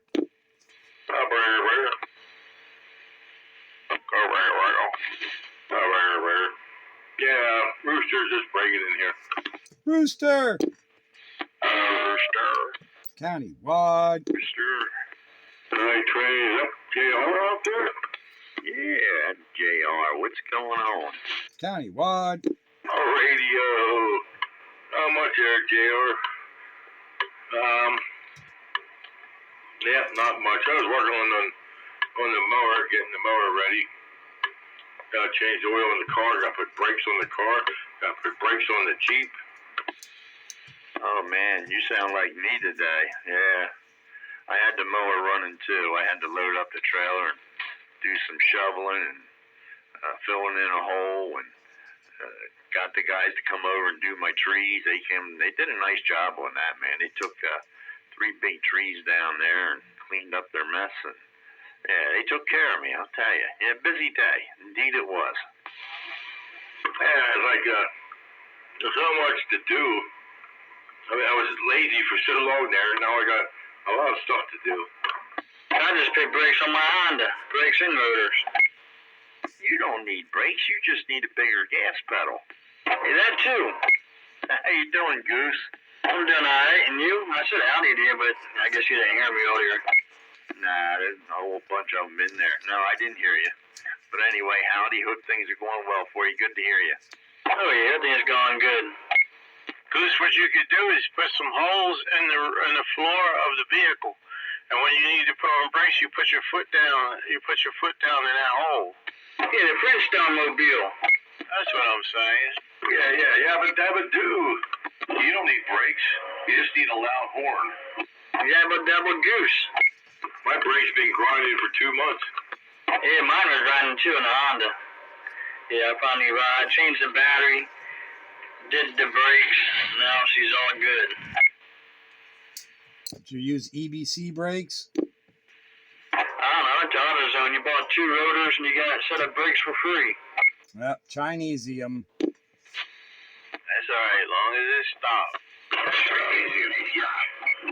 EBC or nothing. And they're warranty, so yeah, that's even better. You can grind them till that brake pad wears away. That's what mine was doing, grinding. Only on one side. Yeah, when that's grinding, that means it's digging into the rotor. So that means the rotor for sure. Yeah, go rate rotors and get a set of brakes for free. These days, man, you got to replace the rotors with the brakes anyway, it seems. Yeah, they don't even turn the rotors no more. You get new rotors, man. They don't even take time to turn them anymore. Remember those days? Oh, yeah, I remember turning rotors. Yeah, these days you just replace the rotors with the brakes. That's because there's not enough extra metal on the rotor to turn down. You might get one turning, and then they start warping. So it's easier just to put new ones on it. Yeah, but like I don't remember the brake pads actually wearing down the thickness of the rotors in the past. Like they do now. I mean, appreciably, they wear away the rotor along with the brake pad. It takes too long to cut the rotors. Cheap Chinese steel, man. It takes too long to cut the rotors. You can put new brake rotors on and back it out before the rotors are cut. Yeah, just do new rotors with pads anymore. It's cost effective. You'll be happier. Actually, it feels good when you have all new rotors and new pads. I just put new front rotors and pads on my zipper car, and I love it. It feels great again. It takes 2 hours to cut rotors. Do it really? Yeah, at least an hour. By that time, you can have new rotors put on and back it out and getting the next job in. Yeah, now you're paying for that labor time. If you got your own machine, your own lathe, and you want to reface your rotors, go for it. Otherwise, just buy new ones. Yeah, it's quicker. We used to come down to Hometown Auto. Don't do it no more. Those are the good old days. Side note, Dave, here's in the manual. The transmitter has wide audio bandwidth in excess of 10 kilohertz. It is essential that external audio source provide proper overall audio bandwidth limits. Oh, fiddlesticks. But yeah, so no need to be messing with the audio section. No, no need to change capacitors. No. No, Pete, if anything, you should be knocking on simulated wood. Yeah, it's already wider than 10K. JR, you hear that? Like my Washington. What are you going to do in a small town? Crank that audio up. Anyway, The best that I can is what I'm going to do. What'd you say, Bite Buster? I heard you. I said, what is a fiddlestick anyway? What is a fiddlestick, he says. What is that? They come in your set of Lincoln logs. That's the thing you use on a violin. That's what I remember, the old violin stick. And more. Yeah, they just call them fiddles down south. Oh, you mean a bump? You fiddle with your faddle. Fiddle with your stick. Be careful, it might go off. Hey, that fiddle faddle's pretty good too, Oh, yeah, put a big old pimple on the end of your nose. They still make fiddle faddle? Oh, yeah. Yeah, you can still get it right there at the dollar store. It's like moose. But it ain't $1 no more. Ain't nothing $1 no more. $1 ain't even $1. Much more quarters? I don't know. Yeah, yo. Yo-yo. 1972, $1 million. Now it takes $47 million to make $1 million. See that? Oh, man, it must be that tariff taxes. Just look at the price of silver per ounce. How about gold? Gold is way up there. 35, I remember when it was 400. Yeah. Shame we don't have a ton of gold. Well, a cheesesteak was $1.50. I'd be happy with a ton of silver at these current prices. I think that was good silver. Remember that cheesesteak was $1.50?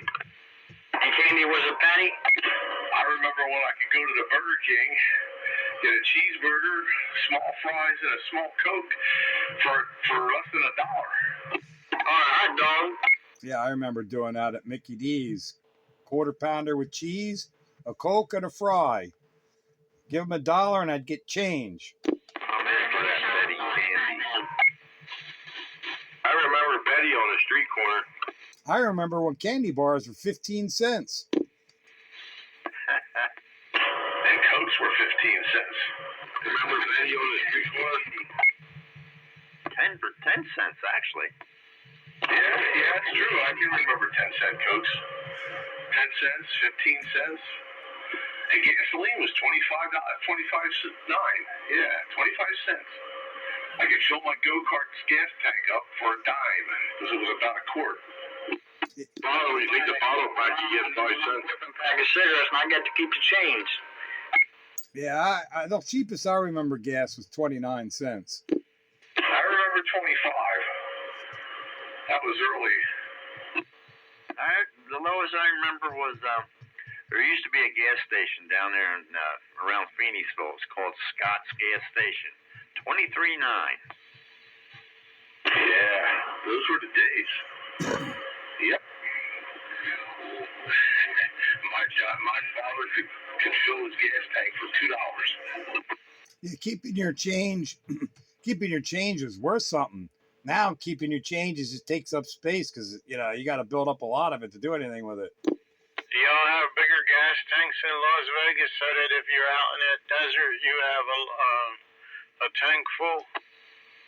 Yep. You always had an extra gas can in the trunk. Skyrider. What about some extra water in case you break down and you get thirsty?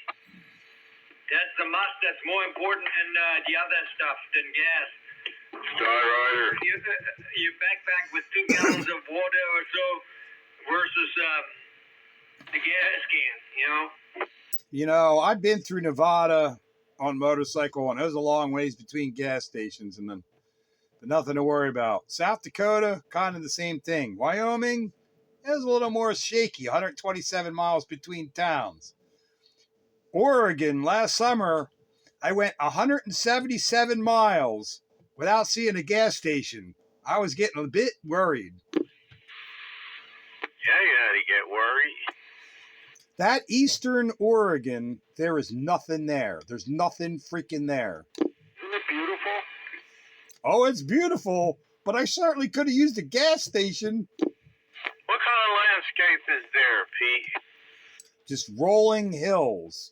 Just they're steep hills, but they're rolling hills with, kind of a littleish mountain here and there, valleys and stuff, and green, like grassy rolling hills, but nothing. There's nothing there.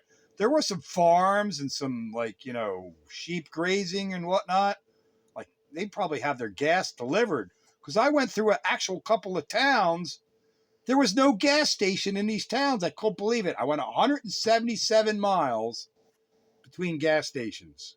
I was getting worried. I only get 200 miles and I'm out of gas. You take 15 out of Nevada? No, this is Oregon I was in. It was a state highway from western Oregon to eastern Oregon. I took 15 out of Nevada up to Utah. Yeah, I've been on 15 before. There's gas stations on interstate highways. There's gas stations. This was a state road. I went through a couple of towns and there were no stinking gas stations. I'm like, where do the people that live here get gas? And we went from Zions. We got on 15 up there to Zions and took it all the way down to Las Vegas. 15's a nice road through Utah. 80-mile-an-hour speed limit. I know. Did you go through that one part? It's like cliffs on both sides of the road. Well, I probably did. I don't remember now. That was not this last trip. This last trip I went to Oregon and Northern California, so I didn't go through Utah. I Yeah, it's really windy through there. Some guys are going 85, 95. Man, I kept it at 70, 75 because the wind was so bad, but to them it was nothing. Hey, Rooster, that's that short strip where you go through Arizona. Yeah, it's right between Nevada and, it ain't far from Nevada there, up to Utah there. Yeah, the 15 goes through a short stretch through Arizona from Nevada to Utah. Yeah, I think of Nevada, Arizona, and then Utah, right? Yep. I have friends now in St. George that lived in Hurricane, Utah, and I spent quite some time up there. Yeah, we're up there in Zion's Canyon, and we came down to 15, and we were, I think, 8,500 feet. Then we came all the way down to 15. That was pretty neat. Utah's beautiful. Utah is one of my favorite states to drive in. I love Utah. The roads are great. The scenery's awesome. And we went through a Zion's Canyon. And the people are nice. And the people are nice. Nothing beats that Bryce Canyon. Utah State Route 12, Bryce Canyon and the Escalante. Awesome. Yeah, we did Bryce Canyon and we did Zion's Canyon, and then we went back to Vegas. That Bryce Canyon is so cool. That Bryce Canyon is cool. We did that, but I don't know who it was. They hid out in that cave there. Were you on your motorcycle, Rooster? Yeah, well, out there we rented motorcycles, I think, for 3 days. I rode mine from here to there and back. It was $400 a day to rent them. Yeah, I already own mine. I own one, but I wasn't going to drive it out there. I just rented one for 3 days. It's better to ride out there on your own, ride around and ride back. Yeah, well, we flew out there and then we flew back. I ain't flying anywhere anymore. You can change out all of the capacitors. Hey, Skyrider. Yeah, Roger. Yeah, what's up?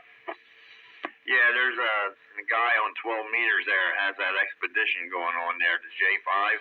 He's down there on 12 meters now. I just hit him with 100 watts, so he's in there if you want to hook up. All right, I checked him out. Yeah, 24,935. All right, I'm out of here. Oh, you leaving already? Oh, man. Oh, I'm listening. I ain't going nowhere. I got my ear on you guys. Cantankerous Pete Show. How you going to miss that, JR? Somebody got to keep us in check. Oh, you better believe it. Oh, JR. You sandbag on this channel. How you gonna call me out when I'm cantankerous if you ain't listening? You're not ripe enough yet. I'll be back, though. All right, well, I guess I gotta go refill my glass. There you go. Yeah, there you go. Somebody's got to keep an eye on things. You have been listening to the Cantankerous Pete Show on 27115. Old JR manages to keep his ear in a couple different places at once. Well, we know too that sometimes JR likes to stir the pot a little and get that cantankerousness going. Oh yeah, he likes to throw the Molotov cocktail in the middle of the street and see what catches on fire. Hey, Bagger. Yeah. I gotta get this Mark III over to you. Yeah. Well, we'll have to do something.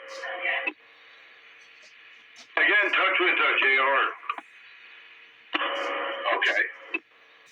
I mean, tell him what you want to do, then we'll figure it out from there. Yeah, he knows where I am. Okay. Bagger, what you running tonight for Classic Radio Roundup, by the way? Realistic Navajo Pro TRC 40. All right. Could you guess what I'm on just by the sound or no? Sort of sounds like your tram. Oh, that's that Lafayette 444. Well, that sounds very tube-ish, so okay. I hear there's all tubes in here except for there might be some transistors down in the bottom of this microphone. I'm not sure. Night train. Yeah. radio? I'm on 29.95. 10-4. That makes two of us. Makes three of us. All right, we're good guys, Roger people, and we recognize you. My beep is on? I'm sorry. It's been on all night, but you've been so down in the grass on my end, because my beam is pointing north. You can't get me. Yeah, no, because you're grassing it over here, grasser. Tough word. He didn't flip that switch before he left that building again. Nah, he left his beam on there so he can talk to his friend. Yeah, well, he's trying to make sure Bike Buster I can hear him, because if I point it any other way, that knocks him out, but he couldn't hardly get in no how. Bike Buster. Yeah, you guys are quick keying. He was trying, but you know. He got to crank it up. I don't hear him at all. He sounds good tonight. Hey, Bike Buster. Sounds weaker to me for some reason. Then again, maybe the wind bent my antenna further. I don't know yet. Gotta get you some of that Schedule 80 bagger. Yeah, well, ultimately that's what I'm going to do. That stuff costs good money, but it's worth it. Well, you know, if I got to spend $80 to $90, and, you know, so be it. Yeah, just go and do what you gotta do. Bagger, does the wind spin your antenna around? Rather than having to take the antenna down every other year. Got somebody there. Bike Buster asked you a question, Bagger. Oh, okay. He wants to know is that wind spinning your antenna around. Yeah, I haven't really moved it much today because I'm trying to keep it into the wind. So the wind doesn't move it around. Nice contact.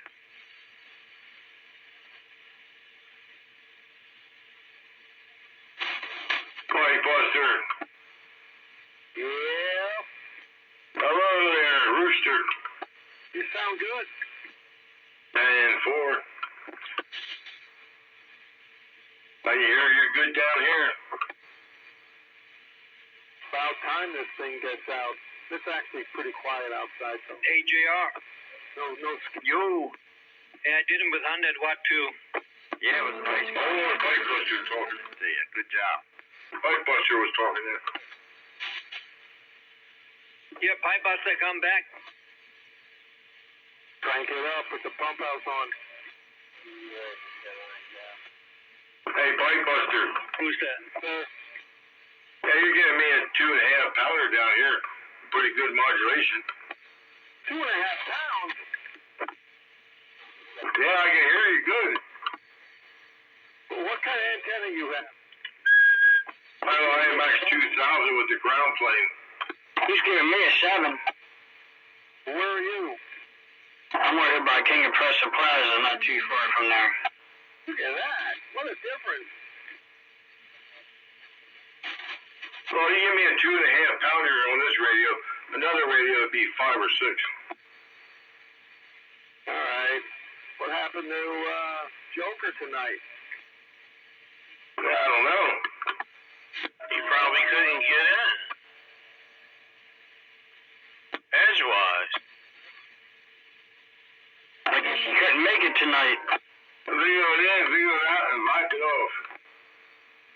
Who's doing the video gate? He was doing the video gate, I believe.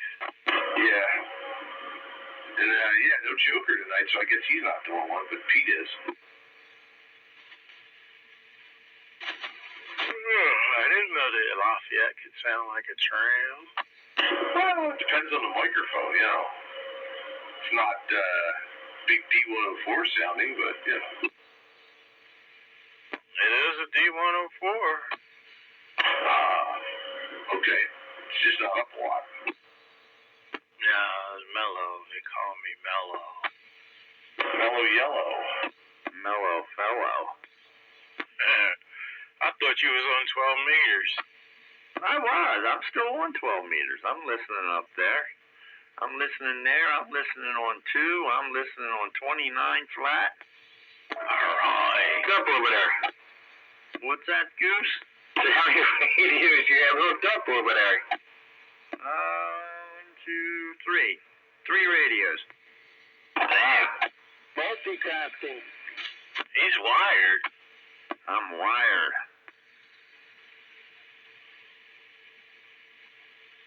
Yeah, in the computer world, we call it multitasking.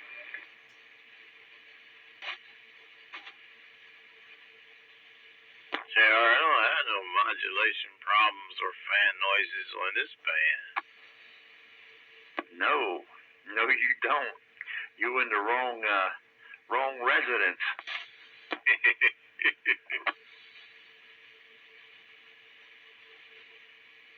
You had to dig which one you on there, by the way, Train? The Lafayette HB444. Okay, I got you. All right, I haven't heard that one for a bit. I have to run it. I really wanted to run the sonar tonight, but it would have made me work. I'd have had to disconnect that plug underneath of the desk. That was too much. Yeah, I guess you can only have one on that shelf, right? One at a time. Am I correct? No, you're not correct, but I disconnected so much when I was stealing stuff and taking it up to Studio B that I can't flip a switch and just turn it on no more like I used to. System needs to be rewired. I stole switches and I stole coax, and man, I took stuff out of the system that disabled things around here, man. Ah, okay. Well, I understand. Well, it makes sense though. You got two spaces to fill up now, but you got that shelved. I don't know. Pick and select. That's what you do. You know what you need to do. You need to get a little container and mark all the radios you got down, little 1-inch squares. Shake it up and pull it out for radio roundup, and then that's the one you work. Well, they getting laid off and fired. What you talking about? Oh yeah. Okay. All right. Well, yeah. Okay, you're changing your ways. Yeah, they're getting fired. Yeah, just fired for no reason. Yeah, you're fired. Oh man. Well, no, I'll save that for another day. Specifications are subject to change. Terms and conditions may apply. Printed copies are available. Sponsor replies invited. Responsible replies invited.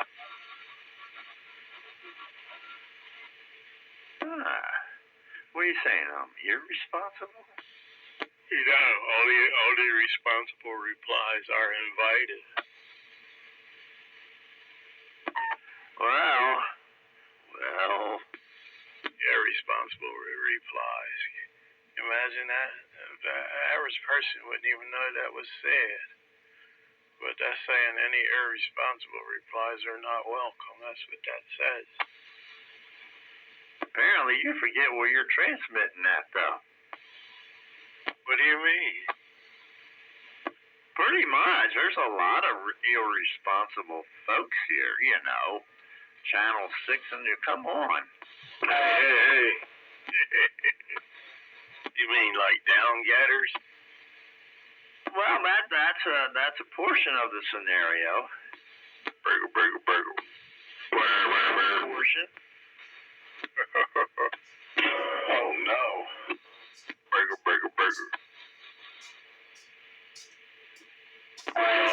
Puppy. Yeah, I reckon so. Speaking as of. Oh, man. There he is. Joker. Countywide. Radio. Nobody on 160 tonight. Did y'all hear Joker? To be a mess. Did you hear Joker, Rooster? No. I'm gonna call him though. That was Pete.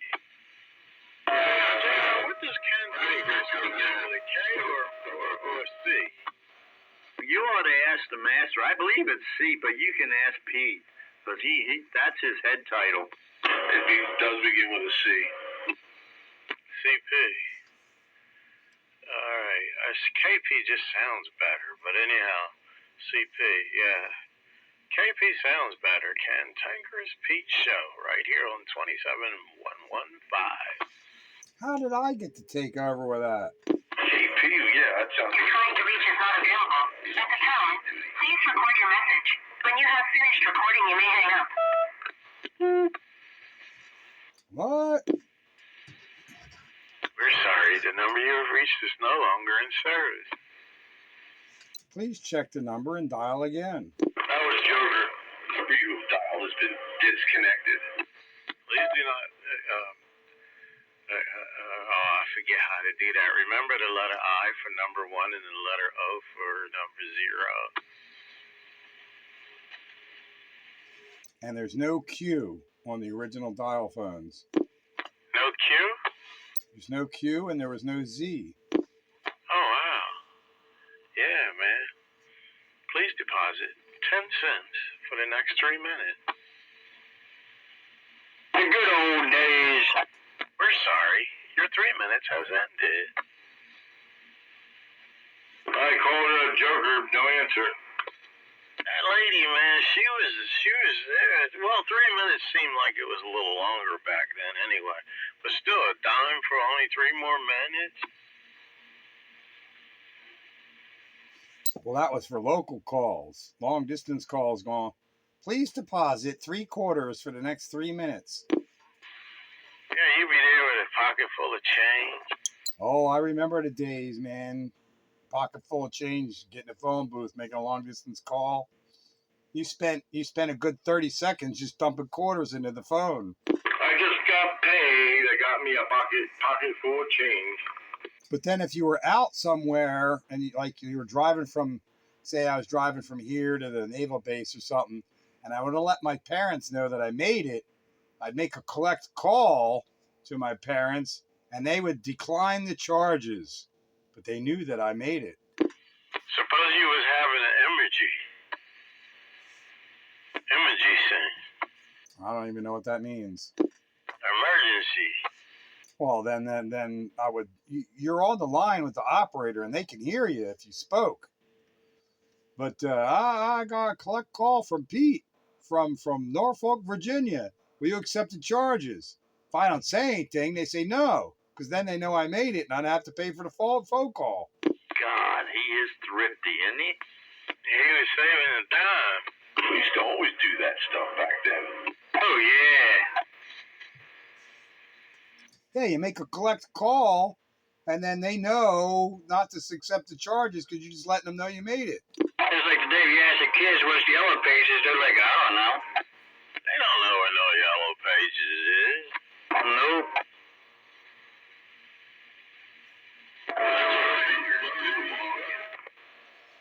The Yellow Pages were that was our Google for finding businesses. Yep, sir. Used to be fun, man. There was nothing wrong with them Yellow Pages. It's the only way you could find a business that you needed to do business with. Yep.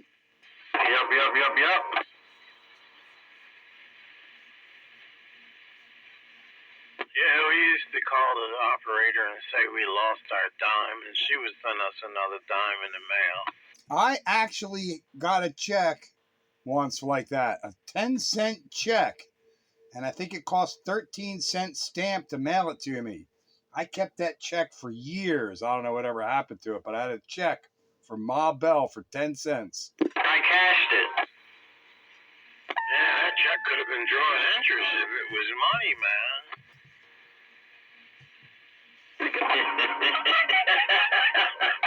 Oh, I'm sure. Well, back then they didn't expire checks. Now, after a year, a check is dead if you don't cash it. What'd you say, my Buster? 90 days. Think of the interest. That's what I was thinking. If he would have deposited that check and left it sit there. Hey, they had good interest back then. Sure they did. Yeah, now you're lucky if you get 2%. 0.2. You're real lucky if you're getting 2%. Look, you got paid. Wait, what? When I was a kid, I got paid to go to court. Well, you still get paid, just isn't much. Yeah, it covers your parking and not even a lunch. I think it's up to $13 now, or something like that. Yeah, free parking in the courthouse, and then $13.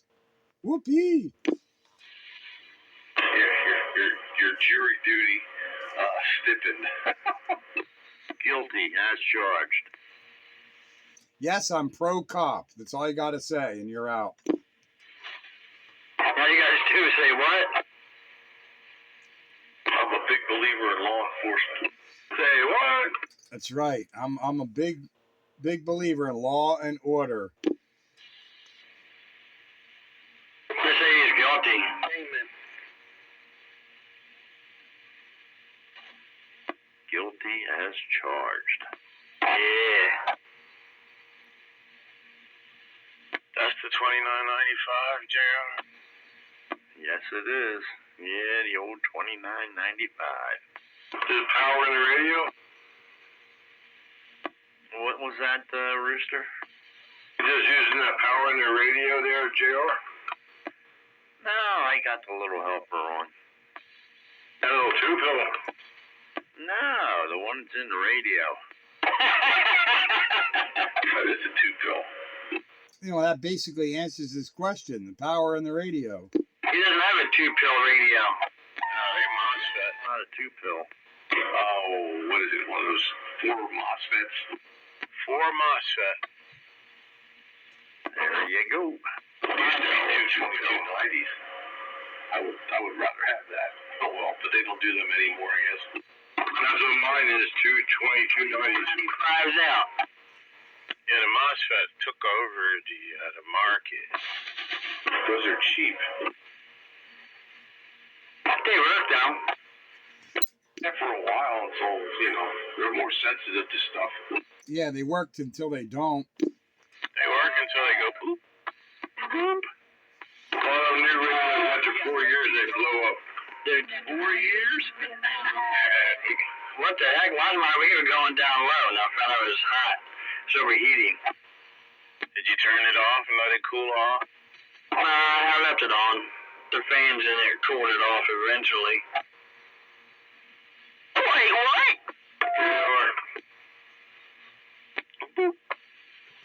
Yeah, you had all your stuff changed. Hey, with pills, at least they let you smell what's going on. A MOSFET just go boop. Just like that, it goes like heat. Exactly, it goes Any Snatcher, you still in there? close in. 10-4. Snatcher. Serena time. What's up there, Petey Snatch? I tried to say hi to you earlier, but you were busy. Hey, Roger Goose. I said, well, you were busy. We got 2 birds out here. Hello, 2 birds, Rooster and Goose. Give me the time. Yeah, I heard you. I heard you say hi and back, but yeah, I tried to reach back out to you, but you were talking. I guess you were talking to somebody, arguing with somebody. I don't know. No, not me. I don't do that. Who's arguing with who? Nobody. I'll argue with myself just for entertainment. Get yourself back in the corner and come out fighting. That's right. I get cantankerous with my own self. Goose, what am I giving you on the meter? And then usually happens is they call me into the state hospital. They nothing. Evaluate me because it's Ding, ding. Getting nothing on that meter. That meter ain't working right. no, you gotta read it. Ding, ding. Yeah, what do you mean, Roger? I don't know. Kick it back. I don't know. Kick it back. 20 pounds. Oh, okay. All right. I'm way up on your meter. I got a 6 swinging a little over 6. But actually, I got a migraine. 10-4. I can hear you and I can hear Pete. I can't hear nobody else right now. It's too noisy. Up on 27 and 28, though, I'm hearing all kinds of people. Countywide. Where are you located, 123? Hey, Night Train wants to know where you're located at there, 123. He's in Bridgeport. I'm still here. I'm up here in the park. I'm still here. He's in Bridgeport Park. 10-4. Over here, where you at? Over there. Yeah, train's only getting 1, 2, 3. 6-pounder, and I got that noise on this channel. I got that noise covering them up. 1, 2, 3. Move away from that noise. 10 Roger. Well, I still copy you there, 1, 2, 3. I copy you regardless. You've been out of Iraq. Anyway, I think I want to say goodnight. Another fun classic radio roundup. We'll catch everyone later. See you, Bagger. Bagger, have a good night there, buddy. Talk to you later. All right, good to see you. Good night there, Sandbagger, and get intimately familiar with that schematic. See you in the morning, Bagger. That's right. Yeah, because all Bruce had passed. See you, Bagger. Catch you later, Sandbagger. Have a good one. You have been listening to the Cantankerous Pete Show live here on 27115 on your radio dial. It's not my show. It's Classic Radio Roundup. Have a good one there, Sandbagger. 1, 2, 3. You but me, oh, 1, 2, 3. You missed him. He left. Classic Radio Roundup. 27115. Elvis has left the building. Well. 1, 2, 3 was getting back to you there, JR. Oh, I believe it, but so was everybody else. Kind of hard to hear when everybody's getting back to you at once. 1, 2, 3. Rooster! Can you hear me? Can I hear you? Give me 9 pounds. You sound great. No, I'm dead. 10 forward, just checking. Yeah, JR was trying you. JR out there, but you're getting over that noise. I got that Norristown buzz in there, man. You're killing it. You're getting way over that. It's beating up JR, and I can't hear Night Train. It's taking them out, but I hear you. All right, 123. Well, I need to know then where I'm at on that scale. Yeah, you're taking it out too. You're almost as loud as Rooster. Almost. He's further away. Oh, that hurts. I'm sorry, man. I can give you a 72. I can't give you a 73. You may have to change out some capacitors, Pete. Yeah, I got my antenna 100 feet in the air. That should be doing enough to do the job. It depends which way he's pointing, I guess. Sounds, but his audio is way over top.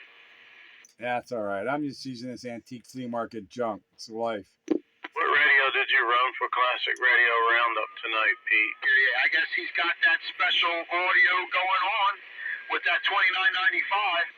Yeah, I ain't got nothing special like that. Realistic TRC 441. 3-knob base station radio. I didn't know there was a 3-knob bass. Yeah, Antique 441, got that. Yep. It's a 3-knob base station. Plug it in the wall. 40 channels. Do it have a meter? Do you want the red and green light? No, there's no red and green light, but yeah, it's 40 channels. Solid state.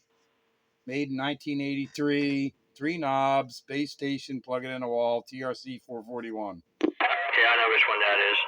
Does it have a meter? Yeah, it's got a meter. It's broken. And you too could see it on Classic Radio Roundup Video Gate on YouTube. Sometime tomorrow when it gets uploaded. Does that have a microphone? Nope, there's no microphone. Does that have a speaker? Nope, there's no speaker. There's only 3 knobs and a meter. Yeah, it's still... That 441 at the Radio Shack, right? It's kind of fuzzy, though. The Radio Shack. Yeah, it's Radio Shack. Made in 1983. It was the first base station radio I ever bought. 1983 with my Bergey's Tire Warehouse money. TRC 441. Still available? Yeah, the TRC 441 Navajo. Yeah, they're still available on eBay. Let me tell you one. Yeah. 1983. Might have been 1982, probably 1982. But yeah, it's the one I got from you, Bike Buster. Yeah, I know what it is.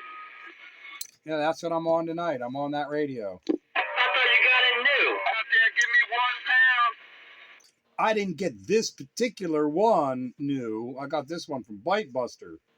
But this was this model radio was the first brandy new, in the box, plug it in the wall base station radio I ever had. Prior to this, I always had mobiles. Roger. Yeah, my first radio was the one that had everything in the microphone. I found it, and it worked. My first base station was a Lafayette HE-20C. I think it was a GE. GE, everything in the microphone. Radio Shack was the way to go for me because that was like easy access, you know. You know, you take your money, you go down to Radio Shack, you come home with a radio. Hey, Ford, it was nothing like a little boy going to a Radio Shack. Radio Shack was very candy. Still? Yeah, blue antenna. I used to go to Radio Shack around Christmas every year just to see what new radios were coming out. Even if I couldn't afford it, couldn't buy one, I went and looked. I think you went down there all the time to get the free battery. He gave you a 6-volt Walker teeth. I must have had 25 or 30 of them free battery cards. That was pretty cool, actually. I would like to have a stop cachet of those gold pin tubes that they used to sell. You got some good free flashlights. Back in the late 90s when I lived in Bridgeport, I had some,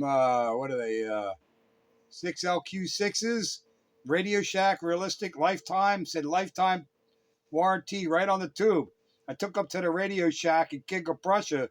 I said, I need new tubes, lifetime warranty. They're like, what is this? We don't even know what this is. That thing might explode. Look out. Yeah, that's why they were lifetime warranty. Lifetime warranty. Said it right on the tube. Maybe done dialed 911 on you, said you came in here with some kind of device, unknown. It said realistic right on it. Radio Shack. I think it was realistic.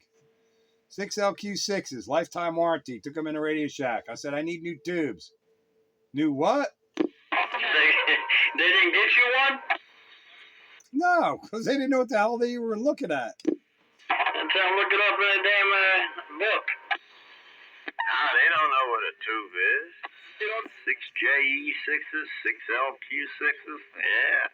Yeah, by the time the late 90s rolled around, it was Cell Phone Shack. Right, 3CX 1500. Yeah, once they became Cell Phone Shack, that was the beginning of the end. No books anymore. I think when they started selling all the computer crap, that's when the beginning started. Well, even then, they were floating. Because they came out with the TRS-80 in the 70s, and they were still doing fine through the 80s. It's once the 90s rolled around and they became Cell Phone Shack, that was the end. Yeah, well, the end of the 90s was Cell Phone Shack, but yeah, the beginning of the 90s, they started selling like Hewlett Packard and other PC crap. I forgot there was a such thing as Ross Perot there, Pipe Buster. That's when Radio Shack went out of business. What, because of Ross Perot? How did Ross Perot end Radio Shack? Yeah, how does this happen? Where's the coalition between Ross Perot and Radio Shack? Yeah, Texas Instrument. You know, they made all the components for Radio Shack. And Ross Perot has something to do with that? He was the freaking president of Texas Instrument. Oh, all right. So then he just ran for president of the United States, but he was already president of Texas Instruments. Yeah, he had all the money. Don't you remember Voodoo Economics with his little, I don't know what he had. He had like a turkey claw or something. Three-party system ain't never going to work in this country. Well, all right then. Yeah. Yeah, isn't that something? The Radio Shack ended up going out of business. Well, I heard there's still one more Radio Shack in this earth. I just found start a new one up on Route 209 in Broadheadsville, across from the Pleasant Valley High School. There's a Radio Shack. Yeah, there's more than one in the country. There's several in the country. There's one in New Holland on, what is that, Route 23, I think it is? Yeah. I would like to visit them one day, man, but I just don't have time in my life. I keep threatening to go there and take a bike ride in the summer weather. Maybe I'll do that this year. Because that particular Radio Shack sells ham gear, too. I'll go with you there, Pete. That is a real Radio Shack, not that stuff what you had left at the end of it.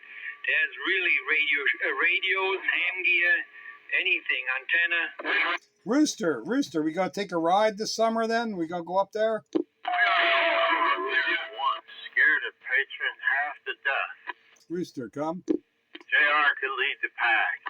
Look at him. Just look at him. I ain't lying, man. You would call 911. Pete. Yeah, Rooster, you and I gonna take a ride out to that Radio Shack this summer? Yeah, anytime you want to go, I'm ready. All right. Since I got somebody who wants to go, we'll have a little bit of fun. One of these Mondays when it gets warm here in the next month or two, we'll take a ride out there. Yeah, Chicken Picker said he was out there already. I'll meet you out there on the bike. Yeah, that sounds good, man. I'd like to go just to take a look, even if I don't buy anything. But I'll bring my credit card. I just want to go for a bike ride. You can just bring him. You can buy a few things. I'm sure there's something you'll need in there, But that patron, when he see all of the CBers coming in there, he's gonna hit the panic button. Oh no, we'll act like we're hams, but we play in CB if there happens to be any CB stuff. I remember 206 met me in the Radio Shack when it used to be over there where the Tractor Supply is. And he came down the aisle, he was 200 and something pounds, almost 300 and something pounds, and gave me a big old giant hug, man. And the guy behind the counter was wanting to know what was going on. What's going on? On Hardy. Almost. Hey, you're welcome to come there too, son-in-law. We'll make a date. Yeah, I came up and said something before you. Yeah, that was. We'll plan it on a Classic Radio Wednesday, and we'll do it the follow-up Monday. How's that sound? Yeah, that's fine. Yeah, so everybody could know. Skyrider, you may have to take off. Anybody who wants to join, we'll just invade the place with Classic Radio Roundup participants. On motorcycle. You may have to take off that day. Have to take off what? Off work, so we can all go to the Radio Shack on a Monday after Classic Radio Roundup. Actually, yeah, we could plan it on a Wednesday. We'll firm it up on Sideband Sunday, and we'll go on Monday. And then after we're done there, we'll all go to Shady Maple and eat. Yeah, you're really talking. Hey, we can make a day out of it. Now that I tacked on Shady Maple, I really want to go. There's a place better than Shady Maple. They're in Brownstown, or where it is up there. Come watch this up. Whatever dairy that is. They got a big all-you-can-eat buffet, too. I think it's better than Shady Maple. It's all right. We can still go to Shady Maples. It don't have to be better. Hey, you know what I mean? You got to slice a scramble. Yeah, you can't make a wrong choice by going to Shady Maple. Been here in a while. Make sure I put on me good clothes. Yeah, we all come busting in Radio Shack. Man, hit that red button underneath of the counter, especially when you see JR. Yeah, well, I'll make sure I charge him a battery before we go down there today. I'm looking forward to this now. I'm not going to forget this. I'm going to make a plan. We're going to do it. I'm ready to roll sticky though right now, put it on my clipboard. Hey, count me in, Pete. Let me know. If I'm not on Classic Radio Roundup that night, shoot me a text. 10-4, Roger, right on. Yeah, well, like bikes, four wheels, it don't matter. We'll all go. Sounds good. Yeah, that's right. Skyrider, Port out of point. Gotta make sure they open on Mondays. They might close on Mondays if they open Saturday and Sunday. Put the night train on the back of my bike. We'll have to phone him up and say, you're going to be open this particular Monday because we got an appointment. We're coming. Yeah, he is. He's going to get you on the back of that thing. You're gonna be taller than he is. Boy, what a sight that would be to see. That'd be funny, like you said, I'll put a laser back in my. No nut to butt here, buddy. No, sir. Right, trainer, I have no problem picking you up. Yeah, but I don't have no hair to be flying, man. Oh, man, we won't go over 45. You look at Sidecar Willie. I'll pick up JR. He can ride on the back of mine. He's gonna have you on the back. He's gonna do a wheelie with you all the way up there to New Holland. You won't get me on the back of that thing. JR, I'll come pick you up on the BSA.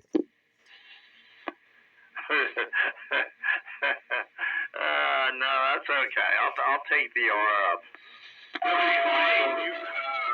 You can ride your motorcycle out. Hey, Night Train. That's what I'll do. I'll throw Wayne on the back of a Harley and we'll go. Night Train. Yeah. What do you want to ride, the Harley or the Enduro? Well, if I was going to be on a motorcycle, it would be the Harley, but you ain't getting me on there. I'm coming up in my pick-em-up truck. All right, so he's planning another stop because I'll be on my e-bike. I have 3 motorcycles. I don't need anybody to pick me up. Yeah, Night Train. Just hop in the R with JR. You'll enjoy that. Hey, Train. You can pedal your bicycle up there. That's too much. I'm out of shape, JR. Hey, no. Get us all bicycles. We'll all pedal our way up there. Boy, wouldn't that be a sight to see? A bunch of Benny Hill on bicycles. Bottom girls. Speaking about bicycles, man, 3 of my bicycles are supposed to be at the expo in Philadelphia this weekend, man. That's right. Tria Train's bicycles will be on display. But you ain't gonna be on them. No, they're there for, like a museum thing. For those who wish, to reminisce a little bit on the 70s, 80s, and 90s. Get on your bike and ride. That'd be pretty neat. You're putting them on display. They ought to be sending you pictures. I can't believe we're 26 years into this millennia. Oh, yeah, we're 26 years in. It's almost over, Pete. But anyhow, yeah, man. They're supposed to be on display, and I'm supposed to be down there, sitting at the seat of customs, in case someone want to buy 2 out of 3. They're loose. No, Center City, Philadelphia, the Civic Center. Oh, wow. You going? I plan to be there, man, for the whole weekend. All righty then. Well, good luck. I hope it all works out. My 2001 Harley Davidson that I brought brand new, gave it to my son, qualifies for antique tags this year. There's Wayne out there. Yeah, Wayne is in there. Oh, yeah, I seen a lightning. Yeah, I heard it. Yeah, Wayne's got 3 motorcycles, so maybe he'll ride. You asking about me? I'm still here. Well, look out for this outlaw biker group, CB Ham Radio Talking. Oh my God. Hey, what a crowd. CB radio, ham radio, motorcycle, bicycle, and zipper car crowd. Outlaws, you know what I mean? I got all that. Percent without the diamond cut. JR, how many mufflers you got on that little car? Break. JR, are you seeing that electric noise again? I had just had it. It looks like there's something heavy rolling in. Yeah, I'm just checking my map now. I heard it. I heard a couple crashes. A couple good ones, actually. I'm checking my map out. And I was outside 20 minutes ago, and I could see stars in the sky. I seen the flash, Skyrider. I actually saw it. There's a lightning nearby. Yeah, I've seen the flashes. Actually, also some electric charges in the air. Remember, JR, what we had the other day? I had it a little bit stronger than you had it. Yeah, I do remember. Yes. I hear it now. It's gone now Yeah, again. she's winding up. I think I'm gonna have to pull the plug. I'm way too scared to lose some equipment here. It'll never hit you. It'll hit my train before it hits you, Skyrider. Yeah, I ain't been hit in 45 years, and I play with fire, so don't worry about it. Hey, listen, I've been sitting up here on this mountaintop at, 1,400 some odd feet, and I was keying down the whole time. It passed right through me, right over top of me, right around me, and it's heading down your way, and I wouldn't get hit. We're good. You're good. Just don't worry about it. I'm getting some boom booms around here now. Yeah, but, 20 minutes ago, I was outside. I could see stars in the sky. I seen a rainbow earlier. I'm going to get out of here, guys. I'll catch you later.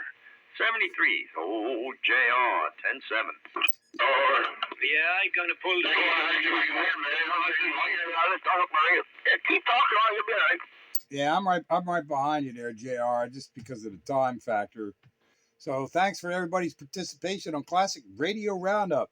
Spitfire 441, your countywide radio. I'm going that way.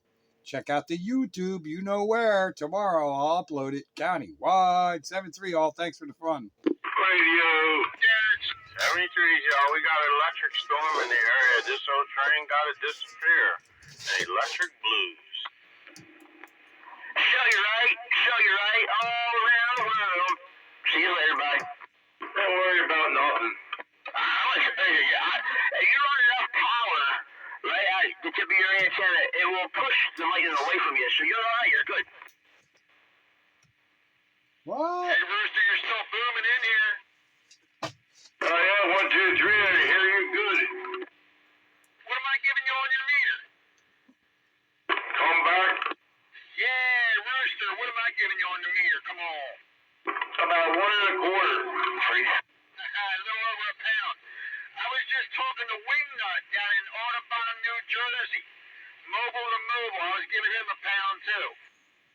Yeah, well, a pound and I can hear you, so that's good.